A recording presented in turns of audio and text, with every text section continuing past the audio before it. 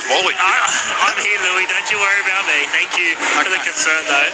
Well, just watch out for the opening kickoff, because, you know, you missed that try when we did the game at Brookie a couple of weeks ago. The James Fisher-Harris 8-second try. I did miss that. There was a bit of, I was getting tackling pads for the Warriors.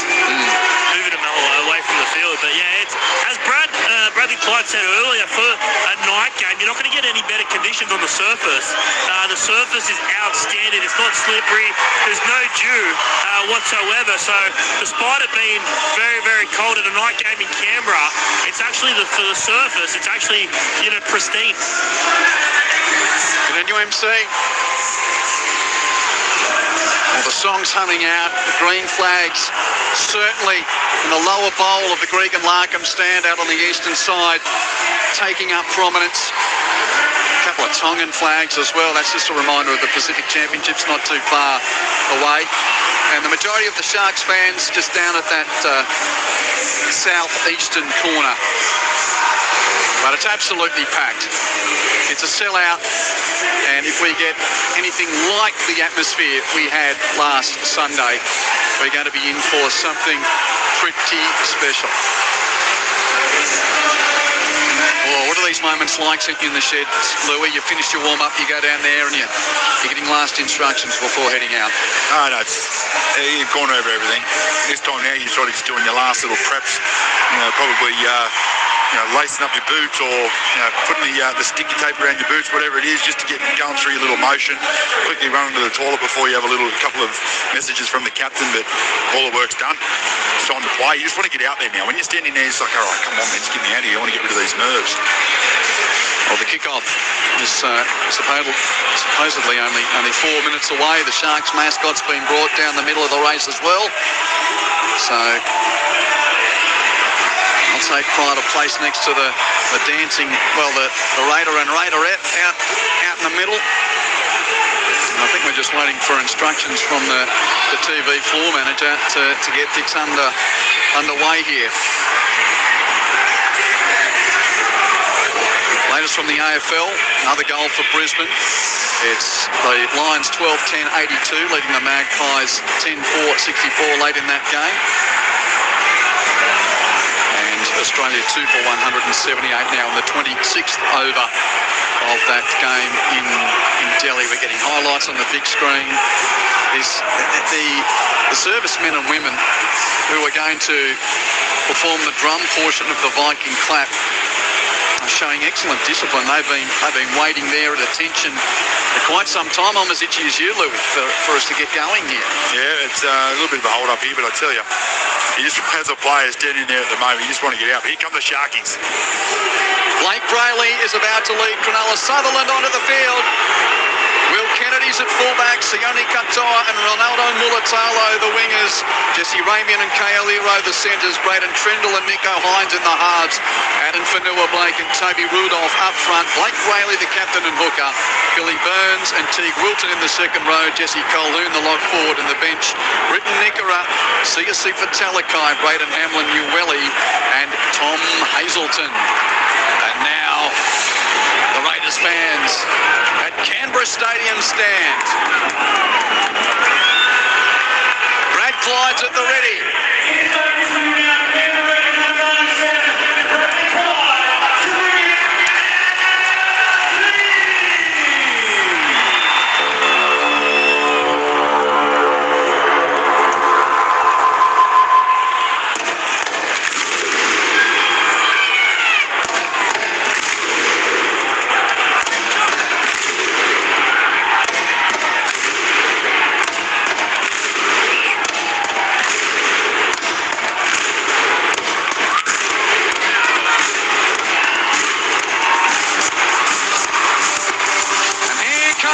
Joe Tarpany and the Raiders. Weeks at fullback, Sevilio Tamale and Jet Stewart on the wings, Matt Timoko and Seb Chris in the centres, Jamal Fogarty joined in the halves by Simi Sasangi, Josh Papali'i and Joe Tarpany up front, Tom Starling the hooker, Hudson Young and Zach Hosking in the second row, and Corey Horsburgh is the lock forward. The bench, Owen Paddy, Morgan Smithies, Arta Mariota and Matty Nicholson. Grant Atkins is the referee tonight, and Chris Butler is in the bunker. It's a cool and crisp Saturday night in Canberra. One team will go to Melbourne for Friday night's preliminary final. The other will exit stage left in 2025. We know where your heart is, Louis. What's your head say? Sharks. Head says Sharks as well. What do you reckon? Michael Carianis on the touchline. Yeah, Sharks for mine as well, boys. Okay. We'd love to hear from you throughout the evening on the text line 0467 920 222. Please send us your name and where you are texting from. Sharks kick off. Semi-final weekend is underway. Jet Stewart takes the catch and Big Papa with the first carry for the Raiders. There's appeals for a high tackle. Starling's there right next to the play the ball, but referee Atkins says no, just play ball. As Hosking receives one man to the left, and he's tackled midway goal line and halfway on this western side of the field. Horsburgh now down the middle third. Big Red, the man who captained the team a couple of weeks ago in the absence of most of tonight's teammates, plays it just beyond the 30 as Starling gives it on to Tarpany. Tarpany will crash to deck under the tackle of Wilton. 11 inside his own half. Quick play the ball, Starling given on to Papali'i. Great line speed from Rudolph to make the tackle on the Canberra veteran. Last play of the opening set, Fogarty had a little fumble before gripping a second time to then kick downfield. Comfortable catch taken by Kennedy. 10 metres from the Sharks line at the southern end. Kick return just gets to the 20. He actually rolled a bit further forward. He's ordered to go back. So Kennedy will play the ball and the Sharks start their first set of the game. Katoa with a one-out run. No great gain, just to right of the ruck. Now Brayley back to the middle third. The Sharks running towards the left of your radio dial out of the southern end as Tarpany comes out of the line, makes a solid tackle. Raiders' line speed is good already as Cronulla through the services. Colhoun play a team from halfway. Now 5 from the halfway line. The Sharks played by Fanua Blake. Whaley gives it to Trindle for the kick downfield. It's going to find the grass. 10 from the goal line and then roll touch in goal. That was a little lucky for Kyo Weeks who didn't get to that. 7 tackles set from the 20 for the Raiders. Yeah, it was a good start there for the Raiders. You could see that Sharks' intent in defence was there, but they still made a good 50 metres. They didn't come up with the best kick, but they defended that kick very, very well, limited the metres of the Sharks, and that bounce was probably perfect as the Canberra Raiders now get a penalty coming out of their own end, right on basically the 30-metre line, so they'll kick upfield and get a really nice bit of field position here. And we've given you pretty much the conditions throughout, but down to MC, your touchline as we begin. How's it feel down there? Yeah, obviously the conditions are great for nighttime footy, and the crowd is electric after the Viking club. Jesse Calhoun just held on too long there, a bit of ill discipline, and put his side under pressure. Kick finds touch on halfway. Horsburgh with the first carry. Taken 42 metres from the Sharks line. No score early on at Canberra Stadium. It's finals footy on ABC Sport. Raiders with the ball. Centre field and 35 from the Sharks line as it's played there by Young. Given on to Tarpany. One out down the middle third and stopped 23 metres from the Cronulla line.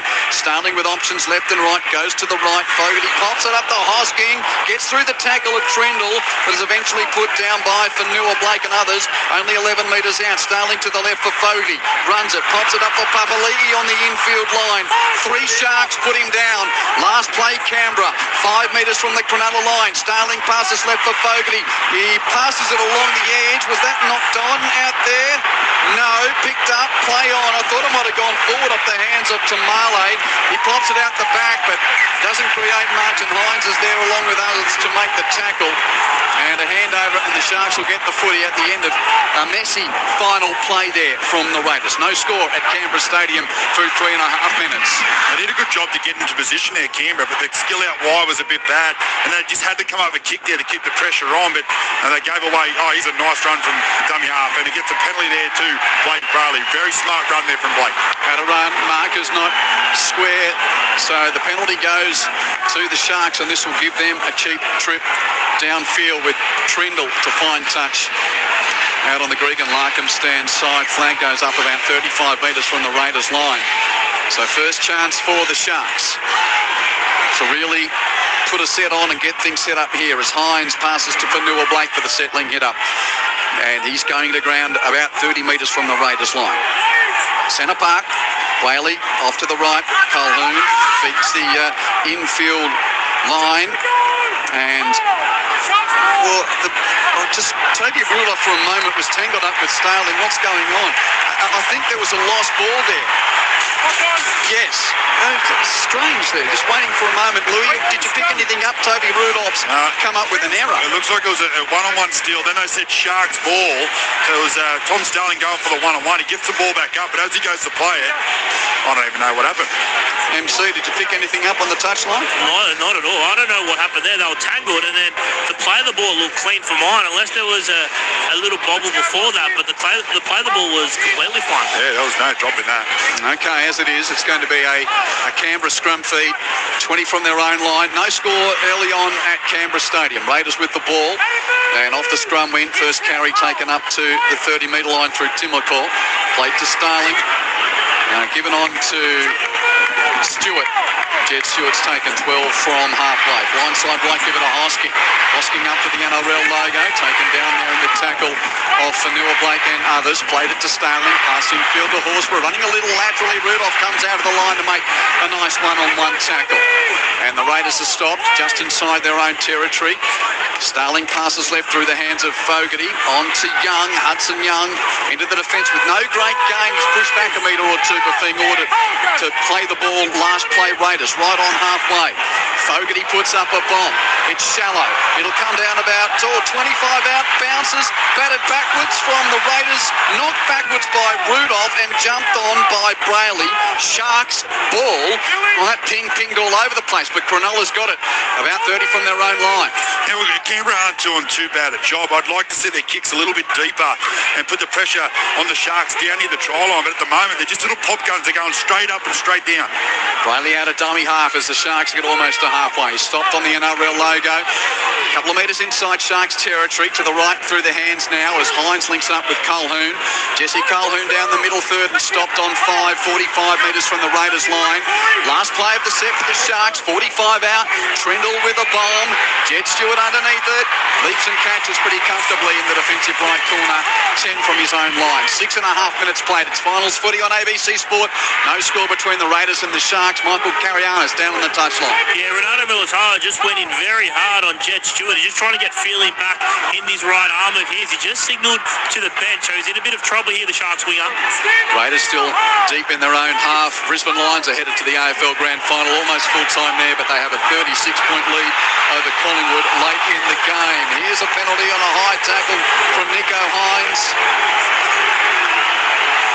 High tackle on Starling, penalty Raiders. Yeah, I think it might have been Toby Rudolph here that gets Tom Starling around the melon. But a really good run there. Knows it's a player down, and it was. Oh, yeah. He just gets a bit of a coating there. Just wrong foots him. Yeah, Hynes was the second man in, but you're right, Louis. Yeah. There was Rudolph's right hand. And I don't think it might get fined. There was nothing too crazy in it. He's not on report, but it's definitely a penalty. But that's where they've got to stack. Tom Starling out of dummy half. They look dangerous. Not a huge touch finder. First carry from Chris gets the Raiders to halfway. Now Young goes into attacking territory for the Green Machine. Both teams in their very traditional, recognisable strips tonight. Played 40 out for the Raiders. Give it a tap and he pops it up to Horsburgh.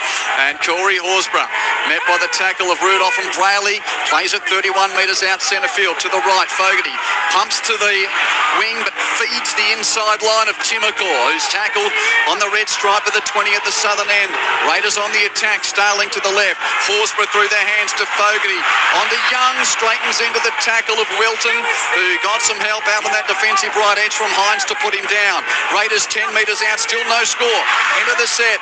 Fogarty with a crossfield bomb, which is on the deck, picked up by Mulatalo of the Sharks. That's okay. Cronulla survive, and the Sharkies have got the ball on their own line.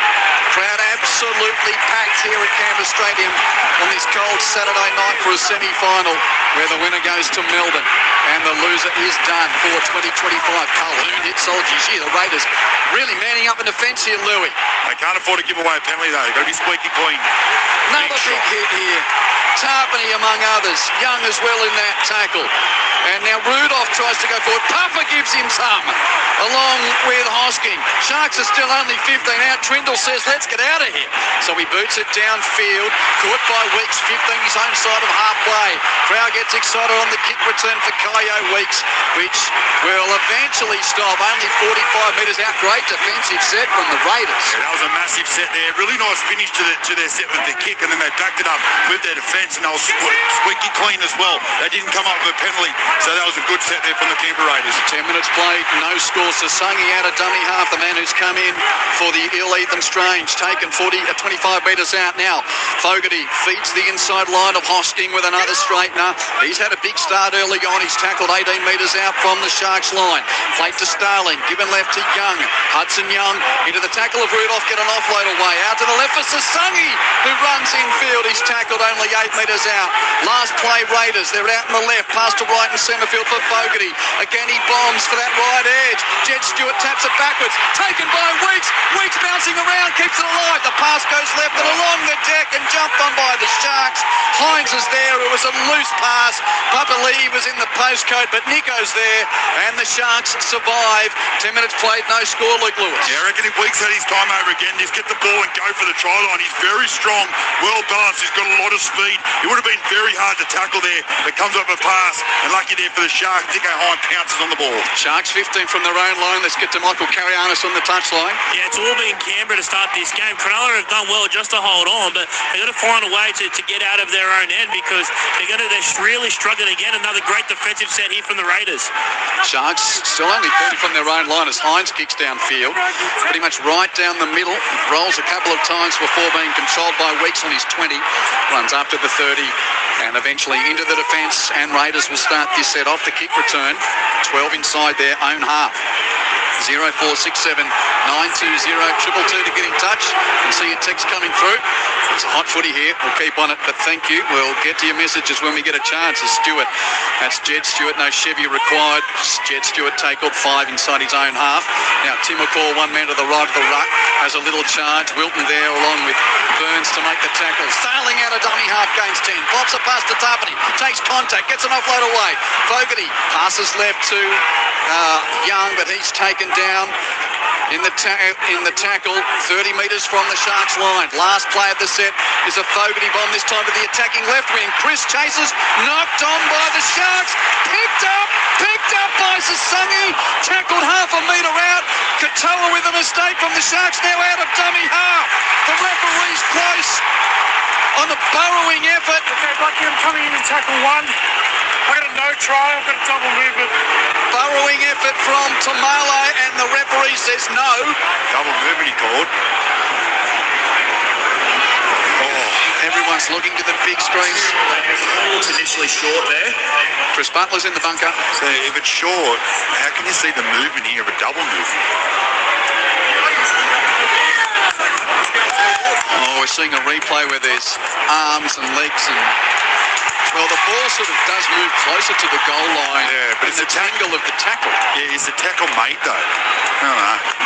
I'm happy for it to be a double movement because there's players all over him when he does promote the ball. Initially grounded short by Sav, and then it's a clear for motion to the line, which is a double movement. Yeah. We have a decision.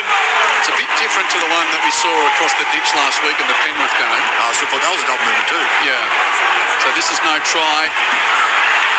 Full time in the AFL preliminary final. Geelong will play Brisbane for the flag. The Lions have beaten Collingwood by 29 points.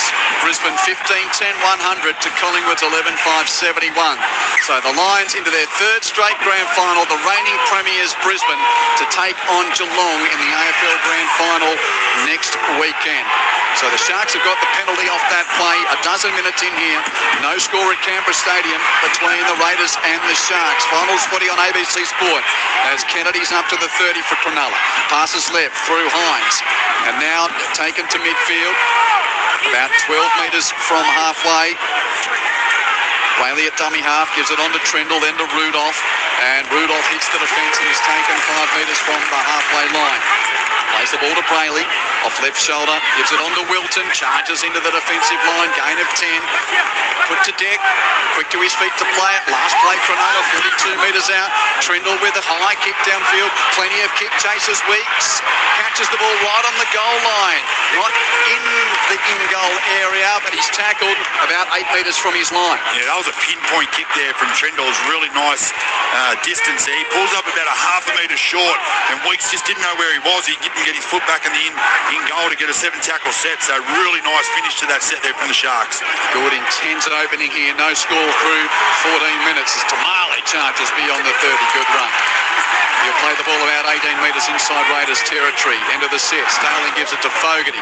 Good right foot kick downfield. It sends Katoa on the chase behind himself. Defensive right side. He did well. Catches it on the 20 and kick return is just short of the 30. Michael Carianis. This feels quick. How's it feel on the touchline? Yeah, it's definitely quick. It's the first time the Sharks have won a territory battle to start this game, but their forwards are just getting back on side now. They're out on their feet because of the defensive workload they've had to do early.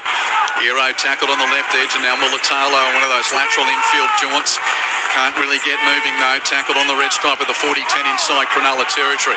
Played to Brayley, sweeps it to the right through Calhoun to Hynes. Now Ramian out to the edge for Katoa, over halfway. Steps inside Chris, bounces away from Sasangi. Still going Katoa, now gives the pass to Hynes. The Sharks are on the attacking 40. Pops it up for the straightening run of Wilton. Wilton through a gap, up to the 10. Taken by Weeks in a one-on-one try saver. Right under the ribs, textbook style. Ball played to Mulatalo, pass right in centre field. Hynes gives it on to Trindle, tries to grab up, doesn't execute it well. But there's a Raiders knock on, I think, from Horsburgh, who tried to field that. Teague Wilton with a big line break there, and Kyo Weeks up to the assignment at fullback.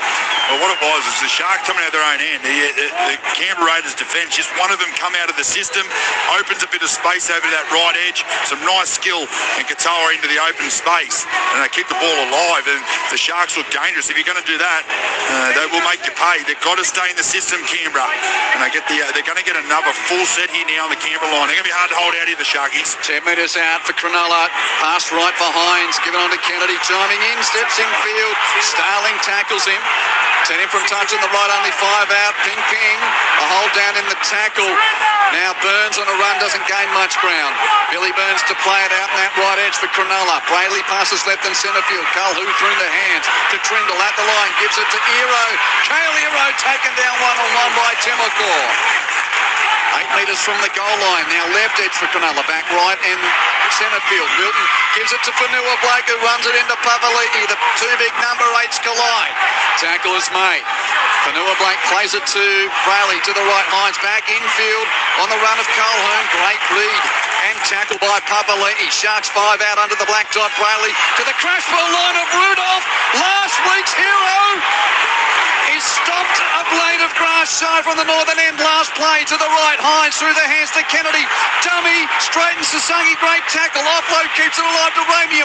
Palms away from one. Can't beat the second phase of defence. Gave it on to Katoa. Trying to grab a. Raiders get there. And there's another Canberra knock on right at the end of that set. So they're out on their feet, Canberra. They're all over their haunches at the moment. This game is lightning speed, and they had to scramble really hard there. Some nice one-on-one tackles. They were everywhere, the Canberra Raiders. They just got this ball back, but Tamale couldn't get a nice clean pick-up on it. So they're going to get a scrum feed right in the middle of the field, and it is the right call. Definitely a knock on there from Tamale. Little grubber from Katoa. Just fumbled by the fingertips of Tamale, who was doing his best to try and not let that ball get beyond his legs. 17 minutes played, still no score. Again, centre field scrum, Cronulla to the right. Oh, knock on from Ramian. Boy, doesn't that just ease the pressure valve. MC on the touchline. Raiders fans loving that. Yeah, that's poor from Jesse Ramian there. No pressure, just dropped that ball cold. But, the Sharks were lucky. They got a couple of repeat sets through last play errors from the Raiders. But, yeah, the Sharks kicking out was just off. They'd love to get Teague Wilton one-on-one with Jamal Fogarty on this right-hand side of the field. He and Matt Timoko defending all at sea at the moment. Didn't the Raiders need that, Louis? They did. They were struggling there a bit, but you got to give them credit. They just kept rocking up. They couldn't put the jerseys in the frame, and they turned them away. And they finally get a little bit of luck go their way. But they've got to get the ball now out of this end and down the other end of the field. Two-club premiership winner and international Luke Lewis with yours truly, Quentin Huller, Michael Carianis at Canberra Stadium. It's finals footy on ABC Sport. No score as yet between the Raiders and the Sharks. The winner goes to Melbourne for a preliminary final. The loser is done for 2025. Young players at the Raiders are on their 30. Given to Tarpany. Joe Tarpany, 15 from halfway. Quick play the ball to Starling. Blindside left. Gives it to Young. Dummies to the edge. Decides to run himself. He's tackled just short of the halfway line. That's 5 for Canberra as Hudson Young gets to his feet. Plays the ball to Starling. Give it to Fogarty with a spiralling torpedo kick, which Kennedy knocks on. Cleans up his own mess, but a knock-on from Will Kennedy, which will give the Raiders great field position to attack the Sharks line. Well, the Sharks come up with an error off the on play one off the scrum, and the Canberra Raiders knew exactly what they had to do. They just had to get up the field, nice and easy, run hard through the middle, nice and direct, get to halfway and put a kick up. Jamal Fogarty, he smacks this ball, gets a really nice hit on it, gets a beautiful spiral, uses a bit of wind behind him, and Will Kennedy just couldn't get himself in the right position, comes up an error, and here's Canberra's best chance in his first half. Just ballooned off Bubba's chest. I think he got himself in good position. It just bounced off his chest, so the Raiders win the scrum. Give it to Papali'i for the settling hit up. And Big Papa taking the ground, 9 metres out centre field. Still no score at Canberra Stadium. Horsburgh on a one-out charge. Big Reds under the sticks at the southern end as he plays it 2 metres out. 6 more for Canberra on a ruck infringement. Hosking on an infield line, saw half a hole. Colhoun there to make the tackle. And Zach Hosking will play it for Canberra. Still under the stick. Starling to the left to Tarpany to Fogarty. Given to Young. Gets through Hynes, but he can't get through Burns. Burns makes the tackle for Cronulla just to the left of the uprights. Now Tarpany almost overran the line there. And as a result, the Sharks... Where's Weeks? He has to touch the ball down this end of the field. Yeah, well, they're waiting for him. Fogarty, here he is. Weeks chiming in. Goose step straight and into Trendle, who's going backwards, but God help. And Weeks is tackled only a metre from the goal line. Out on the right, crash line for Hosking, who's going to be held up. He's into the in-goal area, Zach Hosking. And the referee, Grant Atkins, is right there. No need to go to the bunker. Out to the 10 for the play the ball. And I think that's 5. Yep. 1 play left in this set for Canberra. Starling to Fogarty, who chips it to the attacking left side. Left that uncaught by Raymond of the Sharks, but the penalty goes to Canberra. It's great escort for Jesse. Escort, obstruction, call it what you will, a blocker. So the penalty goes to the Raiders. Yeah, well, it's flipped, doesn't it? The Sharks had all the opportunities down the other end of the field 5 minutes ago. Now Canberra getting the opportunities. The tap and go. Once again, it's Papali'i in the middle third. Big Josh Papali'i in game 329. Tackled only 6 metres out. No scorers yet at Canberra Stadium. Starling to the left, Fogarty. Changes direction, pass to Tarpany. Takes contact, flops it back to Fogarty. Given to the edge for Horsburgh. Hynes is there along with Burns to make the tackle. Horsburgh to play it for the Raiders. Now short side left, Starling pops it to Young. Great tackle from Nico, who was there. Hynes puts him down a couple of metres out. Starling passes right in centre field. Fogarty shows it. Gives it on to Papa again. Bounces out of a couple before being put down. Great defence from the Sharks to hold them out so far. Starling to the right. Fogarty at the line, given to Weeks. Weeks is reeled in by Ero. Great tackle. Last play, Canberra out on the right edge, 10 metres out. Fogarty chips. It'll come down about a metre in the field of play. Nico Hynes knocks it on. Taken by Chris. Pops it out the back to Tamale. He has to run in field. Broken field, but he runs into the defence. And Burns is there to make the tackle. Raiders with another chance. When will we see points in this semi-final? Tarpany charges through. High tackle. Penalty goes to Canberra. Take the 2. He got smacked around the nose here. You can see a bit of blood. It's Toby Rudolph. Michael Carianis on the touchline. Yeah, it's interesting. It's a clean shot across the chin there from Toby Rudolph on Joe Tarpany. He's getting attended to there. I think they're Yeah, it's obviously interesting to see if they're going to go for the 2 points or not. They refused it earlier. Grant Atkins now just getting some clarification from the bunker if it's just going to be on report or anything further. Toby, on report. So Toby Rudolph on report for that high tackle. And the obligatory bruise from the Raiders fans. So there's a bit of... It doesn't look like they're going for the 2, Louis. Well, they've had all the ball down here. The Sharks are tired. The only problem is they've had a bit of stoppage here. So they've had enough time to reset and get a bit of wind back in. So they'll be all right. They're going to be hard to break this defensive line in this set.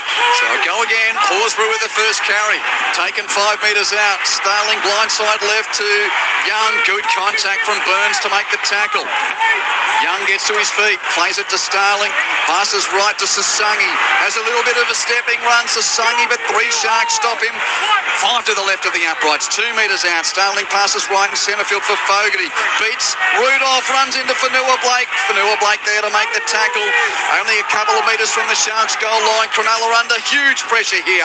Starling onto Horsburgh. The hit and spin.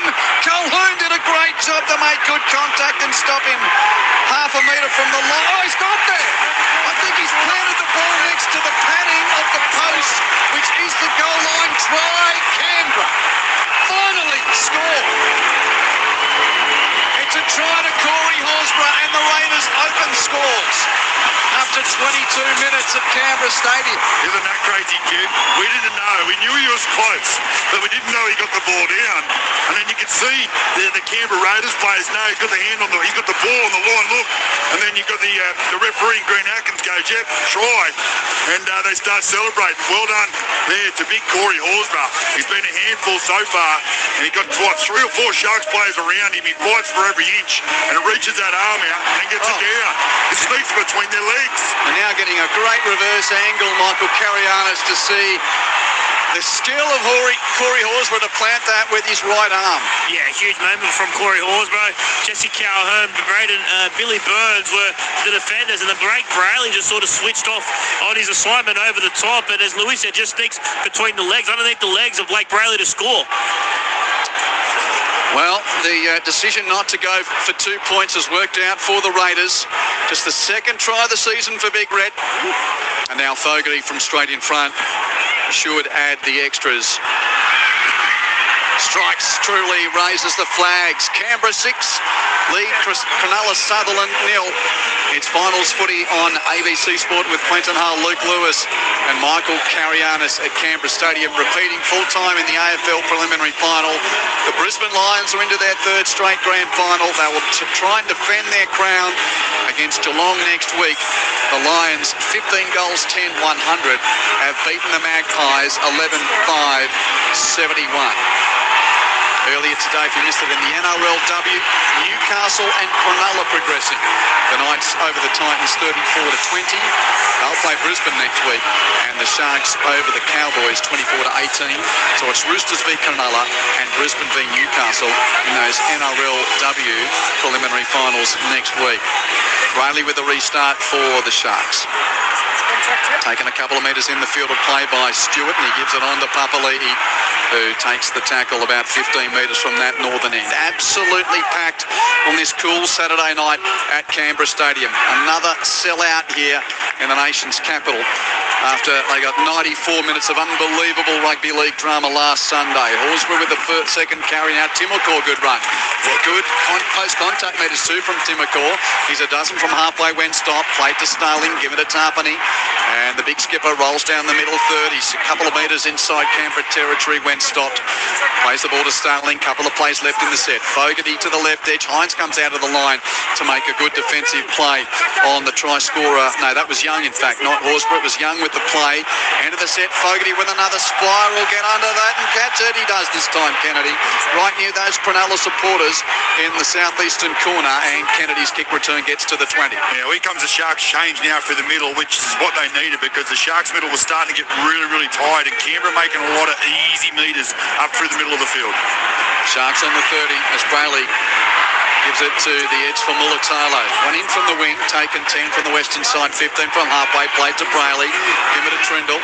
He pops it up to the middle third, but no great gain on that carry for the Sharks as Looks like Hamlin Uele's out there. Indeed he is. He made that previous carry.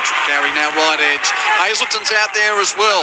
The insulation tape, shaven-headed prop forward off the bench. End of the set. Trindle with a kick downfield. Stewart catches comfortably. Defensive right corner. Good chase from Hero to knock him down. And the Raiders will start this set 10 from their own line. 14 minutes, 18 seconds left in the first half. Raiders lead 6-0. Michael Carianis is on the touchline. Yeah, the Raiders have gone to their bench as well. Josh Papali'i has come off and Morgan Smithies is on. Tamale's got the ball. He's tackled just short of the 20. Plays it there to Starling. Pops it up to Chris. Seb Chris runs into the tackle of Burns and others. And Chris 20 in from touch on that Gregan Larkham stand side. Still on Canberra's 30. Starling jumps out a dummy half. Pumps left, doesn't like it. Has to run infield himself. He's reeled in by the tackle there of Hamlin Uele. A dozen inside Canberra's territory. Last play for the Raiders. Fogarty with a little screwing kick which will bounce over the touchline on the western side. I think that was a deliberate play, Louis, to get some angle on that, and Kennedy lets it bounce out of play. Yeah, it definitely was, but he didn't get the distance that he wanted on it. I think he was trying to get it up more closer to that 20 line. But, yeah, look, the Canberra Raiders and the Sharks now, they're just going through set for set, bit of an arm wrestle, waiting for that penalty to get blown from Green Atkins to give it a little bit of field position. And so it's an arm wrestle at the moment. Okay, Lero middle third and 8 metres inside Sharks territory when taken. 6-0 to Canberra. 13 minutes remain in this first half. It's finals footy on ABC Sport. Sharks now get up to halfway. Western side on the carry there from Wilton. Now to centre field. Fanua Blake with a pass, pops it up onto Hamlin Uele, but 3 Raiders there to stop him. Sharkies with the ball, 41 metres from Canberra's line. To the right, it's Hynes. Runs at the line and has a dummy. Nico's cut down though. Lost it. Yep, knock on. Knock on in the tackle. Challenges. Indeed, you're right, Louis. Okay, Bucky, coming in to tackle 5 if it's completed. I've ruled knock on Nico Hynes, and he loses it, then use the ground to keep it. And Nico, you could tell as soon as Nico went down and they blew the penalty, he said straight over to Brayley, check it. So if there's any movement here. Yeah, 2 in the tackle and... Yeah, I don't say that's a rake. I'm saying that's a loose carry there. I don't think he's playing at the ball, but... Cleared any contact from Hudson. He's also just making a tackle. There's no strip. Chris Butler in the bunker. He sees it the way you do, Luke. Canberra and then the ground, which is a knock on. The challenge is unsuccessful. So the Sharks lose their challenge. Yeah, it's crucial too, losing their challenge. First half, 12 and a half minutes left on the clock. Back in the middle. It's not a great challenge to be taken there. So yeah, just don't... You wonder whether that was... You just take your medicine there, Luke. Yeah, you have to. Sometimes you just got to, even if you think in that situation, you're only down by 6, there's still plenty of time in this game. You never know when you're going to need it. And in that situation, you nearly just sort of bite your tongue. 12 and a half minutes remaining in what's been a fast, tight first half. Canberra just the 1 score. A try to Corey Horsburgh, Jamal Fogarty converting. And the Raiders lead 6 points to 0. Canberra with the football. Tarpany on a surge down the middle third. Takes 3 Sharks to put him to deck. 8 inside Canberra territory. Starling off right shoulder to Hosking. Hits the defence, takes the tackle. Right in the middle of Canberra Stadium. Plays the ball to Starling. Given left there to the dummying run of Smithies. Can't get through that. Push back a metre or 2 in the tackle of Fanua Blake. And others there with him as well. Starling passes right. Fogarty gives it on to Mariotta. Adam Mariotta's out there for Canberra. He's up to the 40. In attack. Last play as he's held up. Canberra at the end of the set. Fogarty's boot. It's a bomb. Underneath it is Kennedy. Catches it this time. Evades the first tackle but can't get past Hosking, who was the second wave. Good catch, but great chase from the Raiders. And the Sharks start this set 5 from their own line. Yeah, good pressure there. And it'll come from Hudson Young. He felt the kick. He got a really good chase. Didn't get a full grip on Will Kennedy, but Zach Hosking saves it. And again, makes the Sharks start their set 10 metres out from their own line. The Sharks have got to dig deep here. You've got to come up with a big kick. Hero just beyond the 20 mid-set.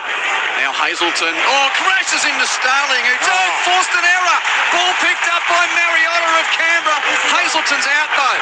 He looks like he's concussed and knocked out. Michael Carianis on the touchline. Yeah, he's in all sorts at the moment. Tom Hazelton, yeah, obviously concerning scenes here. It was a massive collision from the smallest player on the park against the biggest player, Tom Starling, and there's a head clash. And that's what happens there. He just gets his head on Tom Starling's and just drops to the ground. So, yeah, he's still on the ground at the moment, getting attended to by a couple of trainers. Well, that was Tom Starling's top of his head hits the bottom of Tom Hazelton's jaw, and that just moves his jaw, knocks him out cold. And Tom Starling, it does not affect him at all. He gets back up, picks the ball up, and they're ready to attack. But horrible scenes there for Tom Hazelton, but he will not be back tonight. I hope he's okay. And I'm sure they're doing everything possible out there now. They've got the trainer holding his neck just to check on him, but horrible scenes. Medicab's preparing to come onto the field, so Tom Hazelton, having just made his way back into the team from a knee infection. Really interesting dynamic. As you mentioned, the smallest guy in the field sort of leaping into that tackle. Just wonder how the officials are going to look at that. I mean, in the old, it's just the classic rugby league accident, or do you look at the way that Tommy Starling sort of... No, there's nothing wrong with that at all. It's just a pure accident. You got a real tall man on a shorter guy. He goes in for the tackle, and the bottom of his jaw hits the top of Tom Starling's head. That's just a pure accident. There's nothing you can do there. There's nothing Tom Starling can do when it comes to getting his tackle technique right either. So it's just a horrible accident to see. Tommy Hazelton is up and is walking off the field, which is awesome to see. That's great news, but well, all indications are that's Cat 1 night done and no trip to Melbourne if the Sharks earn that right at the end of the night. Yeah, I was just making sure there was no knock on. Not with a 6-day turnaround. Yeah, how's he look, Michael? He's coming from the field. Yeah, he's alert. He's coming from the field unassisted, which is obviously a good sign. And yeah, so obviously his night will be done, and he won't play next week if the Sharks do get through. But yeah, the problem now is their bench rotation. He's lasted just a couple of minutes, having just come onto the field. And CSC Fatalikai boys, sorry, he's a replacement. Great to see the Raiders fans giving him a round of applause as he walks up the tunnel. So the Raiders have got the ball. Hazelton able to walk from the field. Let's hope he's okay. Timokor's got the ball though, and Canberra's on the attack. 11 minutes to the break. Raiders lead 6-0 in the hands of Morgan Smithies. He's hard to stop. Got an offload away to Starling. A dozen metres out. Starling stops, gives it to Weeks, makes the problem his. He's flat-footed and taken down. Kyo Weeks centre park, 9 metres from the goal line. Starling passes left from Fogarty. Young and a dummy and straight, and great tackle from Hamlin Uwelli. Read that and put him down 8 metres out. Starling back to the right. Fogarty holds it, shows it, gives it to the straightening run of Smithies. 3 Sharks defenders there to stop him. And again the Raiders only 10 metres out in centre park. Starling to the left to Fogarty through the hands to Young. Hynes, great tackle down low with Vanilla Blake. Stops him a couple of metres out.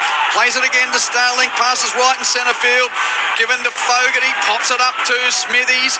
He looks a little flat-footed. They're a bit disorganised here, the Raiders. Referee Atkins says 5 as Smithies will play it on the 10. Who's got the magic at the end of the set? Fogarty, they run it to the right, gives it to Timokor, chip into the in-goal area, goes dead. Kennedy was there anyway, 7 tackle set, 20-metre restart coming up for the Sharks. Raiders lead 6-0, 9.5 to the break, Luke Lewis. Yeah, well, the Sharks have got the middle set up. What Canberra Raiders are doing in attack, they're laying the black dot, middle of the field, they're setting up the right side and the left side, and they're waiting for Jamal Fogarty to pick a side on where to attack. I feel like they've got to open the field up a little bit more and see if they can create a little bit more space out wide, because working from the middle ain't working for them at the moment. Luke Lewis with you on Finals Footy on ABC Sport. Mulatalo tackle, 10 from half play. Blindside left, Trindle pops it up, but no great exploration down the western touchline there on the carry from Wilton. Brayley passes back to right in centre field. Trindle gives it on to Fanua Blake. He stopped 43 metres out, 15 in from the left wing side. Back to right in centre field. Trindle to Hamlin Uwelli. Just rolls down the middle third, pops out a loose offload. It's out the back. Talakai picks it up and Big Cephas put down. 28 metres out, 20 in from touch on the left. Last play, Cronulla. Give it to Trindle, who will put a bomb up at the end of the set. Will come down 5 metres out. Stewart knocks it on, taken by Wilton. Give it to Trindle. Hosking takes it. The referee says no advantage. Where's your captain? This would be a successful challenge. It did not touch Jed Stewart's hands. It come off his hip. And that was just my first vision from here. Captain's challenge from Canberra. I've got no advantage off a knock on to Jed Stewart. Just reviewing that, please. Comes off his hip. So the Raiders are challenging the call of knock on. Yeah, I would challenge this as well, because I don't reckon he did touch it with his hand. He gets pulled out of the play, and then it comes off his hip. Players are contesting the ball. Just need to see whether Jed gets a touch or whether it's off his knee only. I thought it hit his wrist on the way down. No. It goes straight through. Or is that a Shark's wrist that touched it? It goes straight through, straight off his hip. He didn't touch his hand at all. The ball doesn't touch the hands of Jed. It's only off the leg, so the tackle count restarts. Playing on. Eagle eye. Mate, watch the game closely. I'll get it right. So there's no knock on from Canberra. Zach Hoskins now has the ball. The challenge will be successful. Good challenge. Good challenge. Excellent challenge. Yeah, I thought, well, first viewing, that it grazed his... I thought the same as referee Atkins, that it grazed his hand. But that's a great challenge from the Raiders. And 8.5 to the break. Otherwise, Cronulla sitting up for an attack from only 10 metres out. And it would have been hard to hold out there too. And now Canberra get the chance to try and get to the other end of the field. Timoko, oh, gee whiz. Timoko had a run, and then Starling's pass was in behind the next man. And Tamale did well to take that. I don't think it was intended for him. He's tackled on the 20. Now it's given to Mariota. Good run. About 7 or 8 metres. Oh, give him 8 to 10. Post-contact metres, Mariota. Crowd like that. Just beyond the 30 as he wrestles to his feet to play the ball to Starling. Give it to Horsburgh. Bounces off Talakai. Pumps it out the back to Hosking. This game's opening up a little bit now. Hosking's taken 11 from half play. Last play of the set for the Raiders. Fogarty with a spiral right boot downfield. It pitches, turns left, rolls over the touchline. 30 metres from the Sharks line. Flag up on the outer side. Sharks ball on their own 30. 6-0 Canberra. 7.5 minutes left in the first half. Yeah, the scary thing there for the Sharks is that the offloads are starting to stick for Canberra, and the Sharks are really starting to get pulled out of shape in defence. So if the Canberra Raiders can control those offloads, they'll cause a lot of damage out there. Just the one try in this first half. If you've just tuned in, Corey Horsburgh scoring it for Canberra. Jamal Fogarty with the conversion, and Tom Hazelton out of the game after being concussed a short time ago. Talakai takes the Sharks to halfway. Seifer's got it for Cronulla. Plays the ball there to Brayley. Give it on to Fanua Blake. He stopped. 43 metres out. Quick to his feet though to play it. Brayley one-handed pick up. Now gives the pass to Wilton to his left. Wilton on a good run up to the 30. And just beyond. Last play, Sharks. Bit of momentum in this set for Cronulla. Trindle with the bomb. It'll come down a metre from the goal line. Mulatalo's been taken out beforehand. Penalty to the Sharks. He knocks him over out there. I think was it Timoko, the offender? Yeah, it looks like Timoko. He turns around and sees the Sharks players, has a little bit of a look at him, and just gives him a shoulder, a little cheeky shoulder. But Ronaldo does a good job there too. As soon as he feels that weight, he falls over just to make sure the referee does see it. And we're back where we were, about 2 minutes ago, where the Sharks had the ball, but they end up getting the challenge go against them. Hamlin Yulale on the centering run for the Sharks. There's 6 minutes to the break. He's tackled only a couple of metres out. Brayley to the right for Hynes. Feeds it to the infield line of Talakai. Taken down by the tackle of Hosking. A couple of metres to the left of the uprights. A couple of metres out. Now Hamlin Luwele. He's stopped only a metre out. Great tackle from Mariota under the black dot.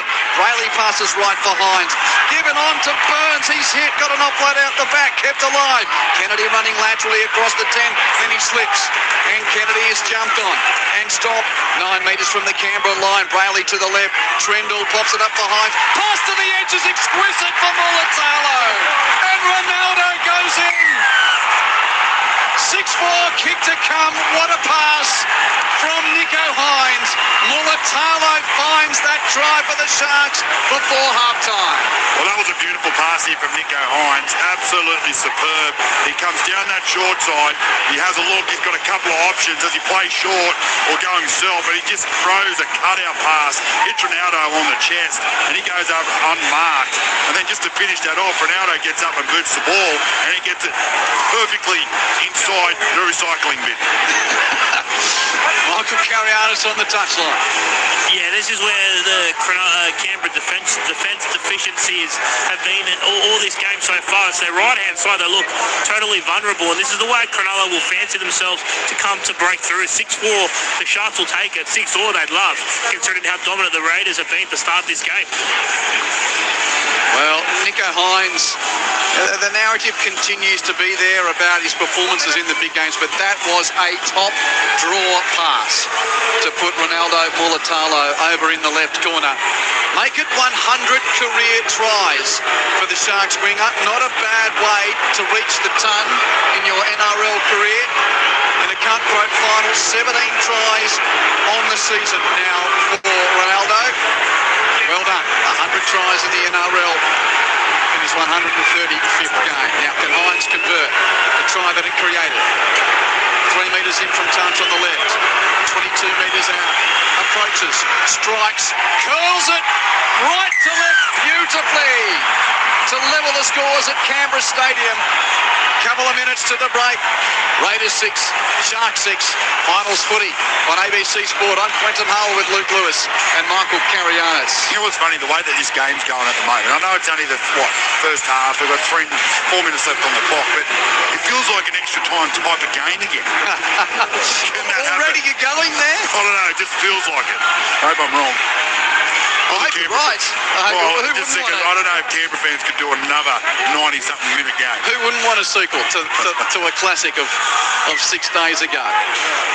4 minutes left in this first half. Kaio Weeks with the restart for the Raiders. The kickoff taken just in the in-goal area by Trindle, and he gives it on to Fanua Blake, who takes the tackle a dozen metres from the southern in-goal area. 6-all the scoreline. Brayley at dummy half. Gives it on to Ero, running infield off his right shoulder. Kaeliro 15 metres from the Sharks line when tackled. Brayley continues to go right. Given through Talakai onto Hamlin Uwele, who's done his bit since coming off the bench. Midway goal line and halfway when tackled on the right edge. Back to the centre third for Sifa. Oh, he rolls over the top of Hosking before being taken by Smithies. Played 11 from halfway. Bit of bubble about this Sharks set. To the left, Trindle Hynes. Over halfway goes Ero. To the 40, to the 30, up to the 20. He gets through Weeks. Up to the 10, he's still going.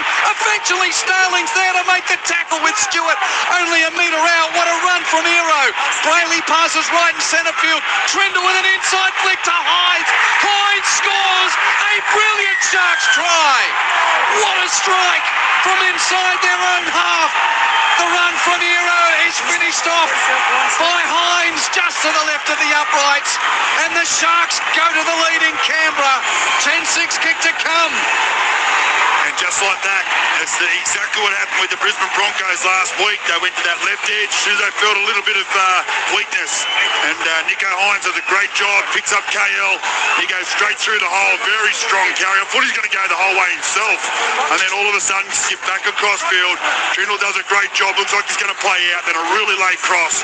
And Nico steps up, just has a bit of a run, gets in between two Canberra players and scores a pretty simple try there for the Sharks. Back-to-back tries in back-to-back sets. Oh, MC, that was the last two. I think they were waiting for some other play, but Nico decided to run it. Well, he was outstanding, but they've got massive issues, Canberra defensively on this right-hand side. It was typical at that time, bit in and allowed Ero to get on the outside, and they've just continued getting their spacings wrong. It was a theme last week. The Sharks have identified it. They're going to go at it more night. 8 tries in the year now for the 2022 Dally M medalist Nico Hynes. He knows what it's like to get to a grand final, having done that in his previous club, the Storm, yet to do it for the Sharks. No doubt that's the goal for a couple of weeks' time. Slightly left of the uprights here. 90 seconds left in the first half. Raiders were 6-0 up a couple of moments ago. But back-to-back tries for the Sharks, and they make it a dozen. Hynes converts his own try. Cronulla Sutherland 12, lead Canberra 6. And we got a minute to the break. Wow. And just like that, after a really grinding first half, Louis. The Sharks are, looks like they're going to go to the sheds in front. Well, it's funny what momentum does, isn't it? And a little bit of confidence.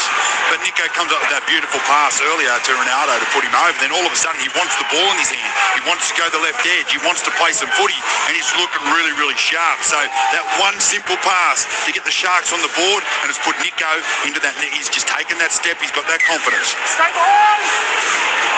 A minute and 20 seconds left as Weeks restarts the game. Trindle again takes it. And it's Fanua Blake on the kick. Return off. Starling goes reeling out of first contact. Luckily for the Raiders, there's a couple of others there in Smithies and Young to make the tackle. Fanua Blake gets over, just gives Starling a bit of a stare as well. Now, Katoa always hits solidly by Sasangi and tackled without a great game. Brayley there at dummy half. Pops it up there. And Talakai standing just beyond the 20. Are still going, Talakai. Couple of post-contact meters just short of the 30 as he plays a Brayley out of dummy half. Has a run. Gains 10 metres. 12 metres from halfway when stopped. 30 seconds left in the half. Sharks play it to the left. Trindle pops it up. But no line break there on the move to the left edge for Wilton. Plays it to Brayley. End of the set. Passes to Trindle. Bomb from halfway. Will come down a dozen out. Weeks catches it. 20 seconds to go. Oh, he's upended on a one-on-one tackle by Talakai. So the Raiders with 12 seconds to go. They're on their own 20. Will they try anything fancy here? Tamale with a one-out run gets to the 30. 5 seconds left. This will be the last play. Left edge. Young tries a little chip to the wing for Chris. The bounce is unfavourable for him. Taken by Katoa out there for the Sharks. And that's the hooter for half-time in Canberra. Sudden death footy in the nation's capital, and it's Cronulla Sutherland who go to the break with an advantage. 2 converted tries to 1. 12-6 the scoreline to the Sharks. Corey Horsburgh at the opening try, 23 minutes in for the Raiders.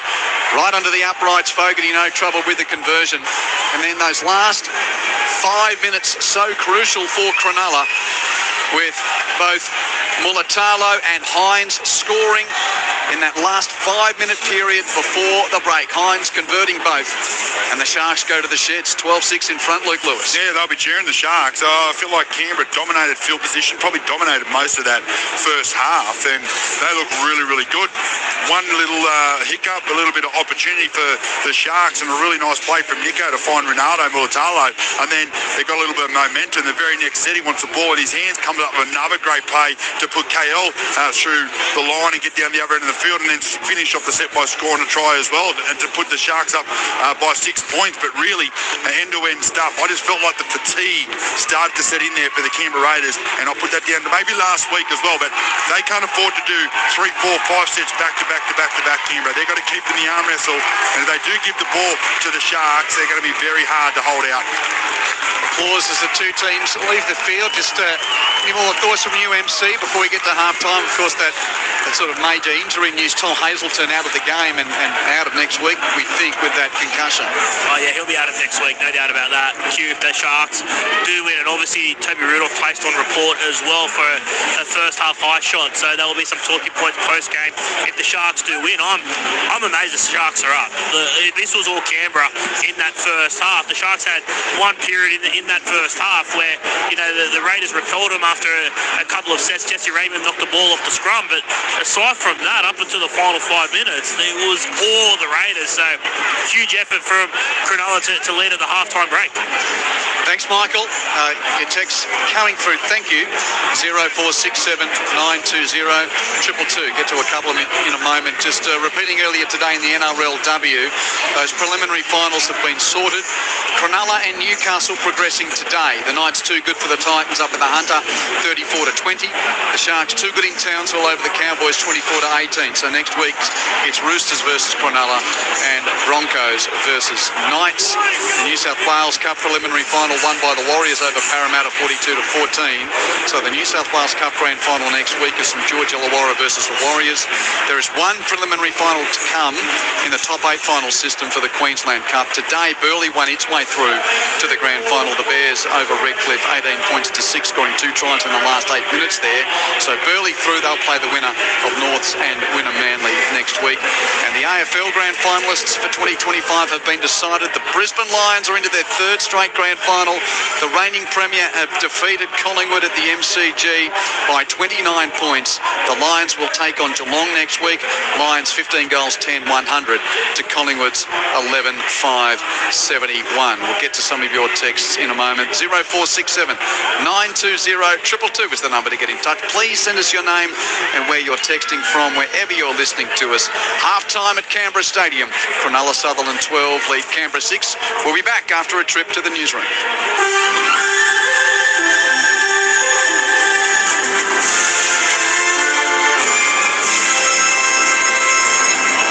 This is ABC News with David Rowlands.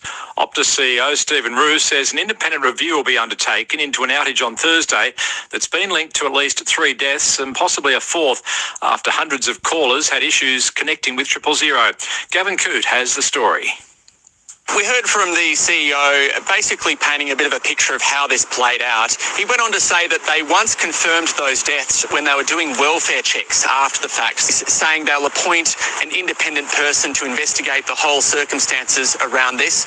They've yet to name the person who will lead that investigation, but he's also said that these deaths were absolutely tragic. He's also sorry that he didn't notify the premiers and the authorities sooner, but he's also said he didn't have the facts to be able to make that notification. The federal government says an independent investigation will be conducted by the Australian Communications and Media Authority. The federal government will invest $40 million into expanding the country's electric vehicle charging network. Harry Buttonshaw has the details. The Albanese government says the funding will go toward identifying suitable locations for charging infrastructure and supporting charging locations in black hole areas in regional Australia. Funding will also be allocated for kickstarting curbside charging stations on existing electricity power poles. The announcement forms part of the federal government's push towards net zero by 2050. Climate Change and Energy Minister Chris Bowen says the funding will allow for faster and cheaper charging and will make buying an EV appealing for more Australians. Ukrainian President Volodymyr Zelensky says at least 3 people have been killed in the latest Russian aerial assault. He says dozens more have been injured in the overnight attack. In a statement on Telegram, Mr. Zelensky says Russian forces launched around 580 drones and 40 missiles targeting infrastructure, civilian production and residential areas across his country. The UN Security Council has voted to reimpose sanctions on Iran that were in place before the 2015 nuclear deal. Britain, France and Germany are accusing Tehran of violating the agreement, which sought to ensure that Iran would never acquire or develop a nuclear weapon. The nuclear deal negotiated by the Obama administration was torn up by US President Donald Trump during his first term in office. Iran's ambassador to the UN, Amir Sayed Aravini, says his country's nuclear program is entirely peaceful. Today's action is hasty, unnecessary and unlawful. Iran recognizes no obligation to implement it. The door for diplomacy is not closed, but it will be Iran, not the adversaries, who decide with whom and on what basis to engage. US President Donald Trump says a deal is close on control of TikTok in the United States following a phone call with Chinese President Xi Jinping. Trump says the Chinese leader has approved a new ownership deal, but there is still the formality of signing the agreement. The US leader has repeatedly pushed back a deadline for TikTok to be sold or shut down in the US after bipartisan legislation was passed last year over concerns about Beijing's control of the platform. Trump says many people love TikTok, including murdered right-wing activist Charlie Kirk. And he said, you should use it. And other people said that too, and I used it. And I don't know if I have I think I set records. I looked at numbers that are phenomenal. We'll pass them out to you. And it had probably a pretty big effect on the election because we won the election by a lot. A leading contender to become Japan's next Prime Minister has pledged to focus on revitalising the economy by boosting wages and productivity to counter rising prices. Shinjiro Koizumi is seen as a frontrunner in the ruling party's leadership race.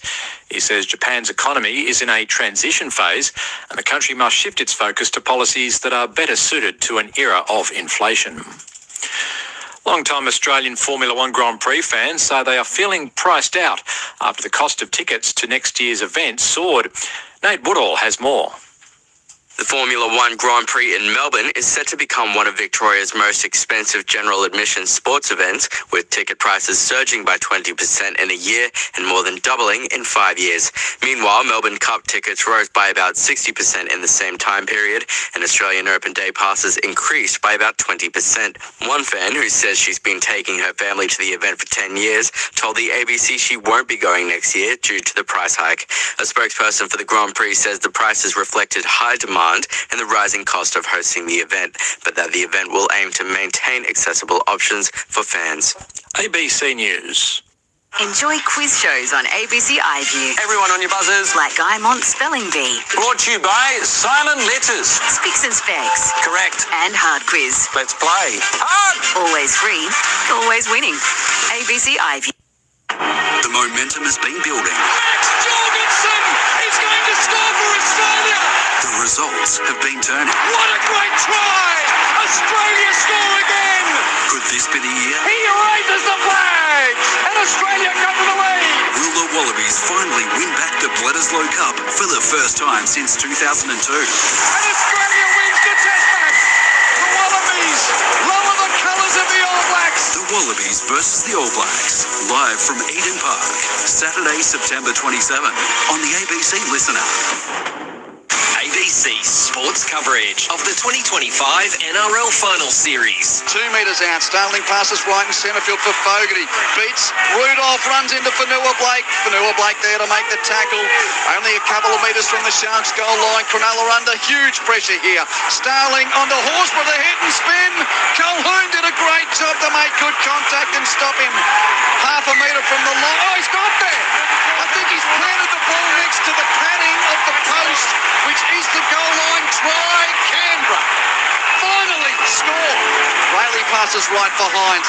Given on to Burns. He's hit. Got an offload out the back. Kept alive. Kennedy running laterally across the 10. Then he slips. And Kennedy is jumped on. And stopped. 9 metres from the Canberra line. Rayleigh to the left. Trindle pops it up for Hynes. Pass to the edge is exquisite for Mulatalo. And Ronaldo goes in. 6-4, kick to come. What a pass from Nico Hynes. Mulatalo finds that try for the Sharks before halftime. Bit of bubble about this Sharks set. To the left, Trindle. Hynes over halfway. Goes Hero to the 40, to the 30, up to the 20. He gets through Weeks. Up to the 10. He's still going. Eventually, Starling's there to make the tackle with Stewart. Only a metre out. What a run from Hero. Brayley passes right in centre field. Trindle with an inside flick to Hynes. Hynes scores a brilliant Sharks try. What a strike from inside their own half. The run from Hero is finished off by Hynes just to the left of the uprights. And the Sharks go to the lead in Canberra. ABC sports coverage of the 2025 NRL Final Series. On your radio, ABC Sport Digital Radio. And on the ABC Listen app. Welcome back to Canberra Stadium on this cool Saturday night. It's finals footy on ABC Sport. My name is Quentin Hull. This is the first of the semi-finals, week 2 of the 2025 Finals Series. The minor premier, the Canberra Raiders, facing the ignominy of going out in straight sets. They trail the Cronulla Sutherland Sharks at half-time. 2 late tries to the men from the Shire sees the Sharkies lead 12 points to 6 at half-time. I'm alongside Luke Lewis, Michael Carianis on the touchline. Corey Horsburgh with the opening try 23 minutes into the game before 2 tries in the space of 5 minutes just before the break through Mulatalo, and Hynes has seen the Sharks go to the lead. Your messages coming in thick and fast. It's been such a quick game. I haven't been able to get too many of them. So let's spend a moment looking at those texts. Also, there's so much news around the place as well. The Lions beat Collingwood there into the grand final. Apparently Australia has just broken a national record in one of the relays in Tokyo. I just couldn't remember if it was a 4x4 or 4x1, but it was a 4x4. Thank you, Ned Hall in the studio, just giving those details. So we've got Jess Hull to come in the final of the 800 metres later on tonight. G'day to Jono and Robin. They're listening on a beach in Thailand. Great call, lads. Enjoy this part of the season every year. Inverness in Scotland is where Stephen is listening from. Steve from Brisbane, great call team. I'm in Scotland. One of my colleagues, Anne and her daughter Sarah, and they're travelling somewhere in Ireland. I got a message from them. Where did that end up? G'day, guys. I hope you're travelling well. They're on their way back. Oh, here they are. Listening from Bristol. That's where they are. Bristol, en route to Edinburgh. Anne reckons the Bronx must have taken something out of the Raiders last week. Enjoy the call. Stay safe, you two. Nice to hear from you over there. Lincoln from Newton says the Sharks bench really allowed them to get on top in the back end of that, just like I heard Carianis predict during the week. What a super coach. Thanks, Lincoln. 0467 920 222. Luke Lewis. We had a moment or two to dissect that crucial last 5-6 minutes of the first half. Where did the Sharks find those cracks? Well, they're coming back out now, the Sharkies, but I think they just worked it out. For me, it was a little bit more confidence from Nico just to take a few little chances. He comes up with that really nice pass to Ronaldo to put him over, and then all of a sudden they would have looked at the video all week about attacking their left side, that right edge defence, and he come up with some really nice plays. So I reckon the message would have been in there pretty simple: just stay in the game plan, defend your line well, and just to keep setting up that right side to shift over to the left. So for Canberra, they've got to do something different. They keep playing that short ball to Hudson Young, which hasn't worked from. They've got to play at the back every now and then. Give Simi Sasangi a bit of an option out the back. Link up with Weeks. But the second phase plays, them all plays are what really causing drama to the Sharks' defence. If they want to win this game, they've got to chance their arm a bit. They can't just play arm wrestle football. I think the Sharks will beat them if they do that. They've got to chance their arm if they want to win this game. G'day, John, who says, I'm enjoying your commentary. Go the Raiders. I'm listening from Philippines in the island of Bohol in the deep south. Thank you, John. 0467 920 222. Remember that ABC Listen app. Take it with you wherever you are around the world, around the country at this special time of year. And of course, what a summer we've got ahead. The Women's World Cup is not too far away in the subcontinent, and of course the Ashes to come later this year. Let's play second half footy, sudden death footy in Canberra. Weeks with the kickoff, Sharks with the first possession of the second half, and that's a good first run too for Nua Blake. Oh, just beyond the 20 on the first carry as the Sharks are now running to the right of your radio dial to the southern end of Canberra Stadium in this second half. Bouncing run too out of on the second carry there from Katoa. Got beyond the 30, so the Sharks just 2 plays in. Plenty of energy in this first set. Third play up to the 40 on the carry there of Ramian. Played to Brayley, given to Hamlin Ueli, who rolls down the middle third. One of those bench players that a couple of our listeners have been impressed with. Plays it just inside Sharks territory. Now Talakai left edge. Gee, that's a 15-metre gain from Talakai. Great set off the kickoff. Sharks to the 40. They're on the attack at the end of the first set of the second half. Trendle with a towering bomb. Weeks is up to it. Matches in the defensive right corner, and Canberra will start this set far from their own line with the Raiders to punch it up from deep in their end zone. Let's go down to Michael Carianis on the touchline. Yeah, good start there from the Cronulla Sharks. Nice kick chase, but the crowd's really lifted in this second half. They're a little bit silent in that first half, but the Raiders chant is trying to get this side back on the board. Still only midway goal line and halfway, and the carry there from Tamale. Played to Starling, given on to Young, and Hudson Young on a right edge run. He's taken in the tackle of Starling. That was a pretty good run. He's 9 metres from halfway. Last play of the set for Canberra. Fogarty's boot gets them downfield. The right foot kick, though, is pretty much straight into the chest of Katoa. Catches comfortably, runs in field, bounces off the first wave of defence before eventually Sasangi there to make the tackle. And the Sharks will start this set midway goal line and halfway. Hynes comes into dummy half. Pops it up to Ero, but no room just to the left of the ruck for KL Ero there. He's on the 30 as he's tackled. Plays it to Hynes. Given to Mulatalo on a charge up to the 40. 10 inside Sharks territory when he plays it. Brayley given on to Fanua Blake. Rolls down the middle third. Slammed on his back. A metre inside Sharks territory. Couple left in the set. Early stages second half. 12-6 to Cronulla. Kennedy left edge. Stop 41 metres out. Last play. The architect is Trendle. The execution's a deep bomb. It'll go into the in-goal area. And Weeks does well to straddle the goal line. Catch the ball out to the 20 for a 7-tackle set. He just false starts himself. Yeah, he just missed it. And one of the Canberra players was probably a half a foot not over that line. But that's a good play there from Weeks. He just gets his body right into the right position, just gets his foot on the ground, and then gets a 7-tackle set there for the Canberra Raiders. They needed it because the Sharks are absolutely eating up so many metres at the moment, and Canberra look a little bit flat coming out in this second half. Played by Tamale, turned from halfway. Seb Chris comes infield on a run. And Chris taken for the green machine near the NRL logo, western side, slightly own half. Sasangi finds a line break off the pass from Starling to the fullback, goes himself. He beat Kennedy, but Hynes gets him from behind. Sasangi plays it and doesn't out. Out of dummy half, Young's there to run Latchway across the 10. He bounces out of a tackle on 2 and is held up right next to the padding of the post. 6 more, quick play the ball, Starling to the right. Fogarty dummies, goes himself. Kennedy with a try saver for the Sharks. 2 metres from the goal line, 10 to the right of the uprights. Starling to the crash ball line of Mariota. He ran through Brayley, but couldn't get through the other defenders. Plays it a metre out now to the left through the hands. Fogarty onto Sasangi, Grubbers for the in-goal, taken out near the goal line. Katola's there to run it dead, but taken out was the key part of that description indeed. Referee agrees, penalty goes to the Raiders. I'll tell you one thing, Simi Sasangi has done a really good job tonight, even in the first half when he gets the ball and he runs. He could be a key for him. They've got to stop playing short and start giving him some ball and let him play some footy. That's a great little bit of vision, nice little kick, and it's the right call there. The Sharks players do definitely take him out on this play, and it's a well-deserved penalty. Welcome to those of you joining us from elsewhere. Quentin Hull, Luke Lewis and Michael Carianis in Canberra. Early second half, Raiders on the attack, but trailing 12-6. Fogarty gives it to the left. Sasangi through the defensive line to score. Canberra strike early in the second half.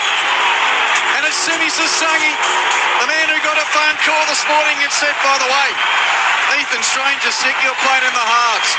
And what a way to make an impact with a try that the Raiders desperately needed early in the second half. 12-10 Sharks, kick to come. Well, finally, they don't play short. They play out the back. Simi Sasangi is a strong ball carrier.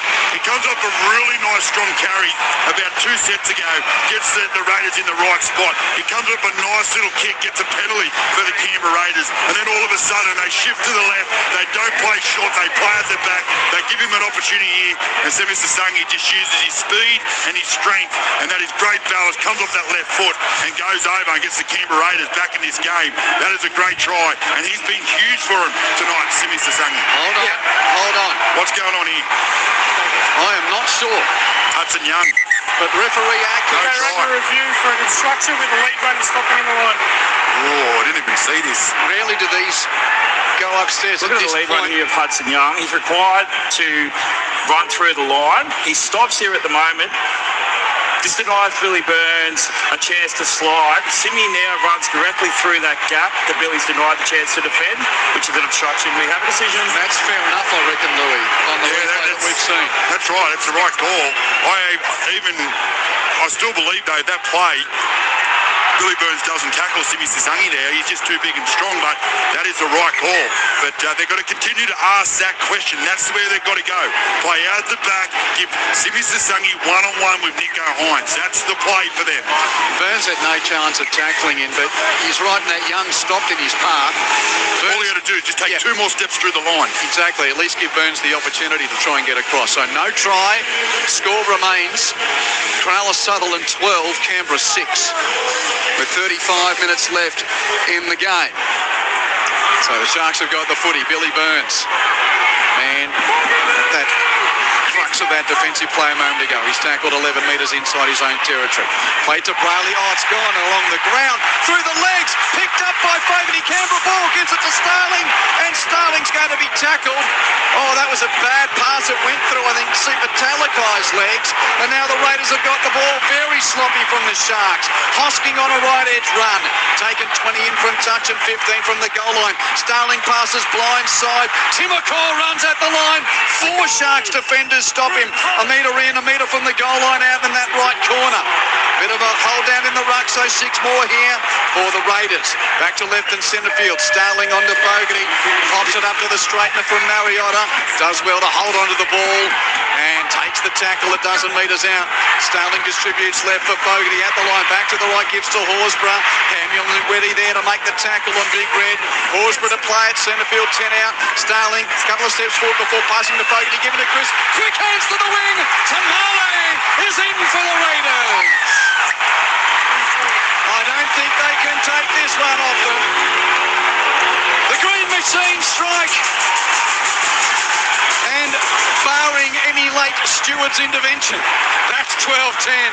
Kick to come. Nice play, Canberra Raiders. They're starting to get a little bit of momentum. Again, they've just gone away from what they were doing early, and they're sort of mixing up their attack, which has really put the Sharks off at the moment. They're not playing short, they're playing over out the back. This time, they throw a nice little cutout sort of pass and use the Sungi as a bit of a decoy, and it works out perfectly. And then the nice little hands there from Sebastian Chris to find Tamale.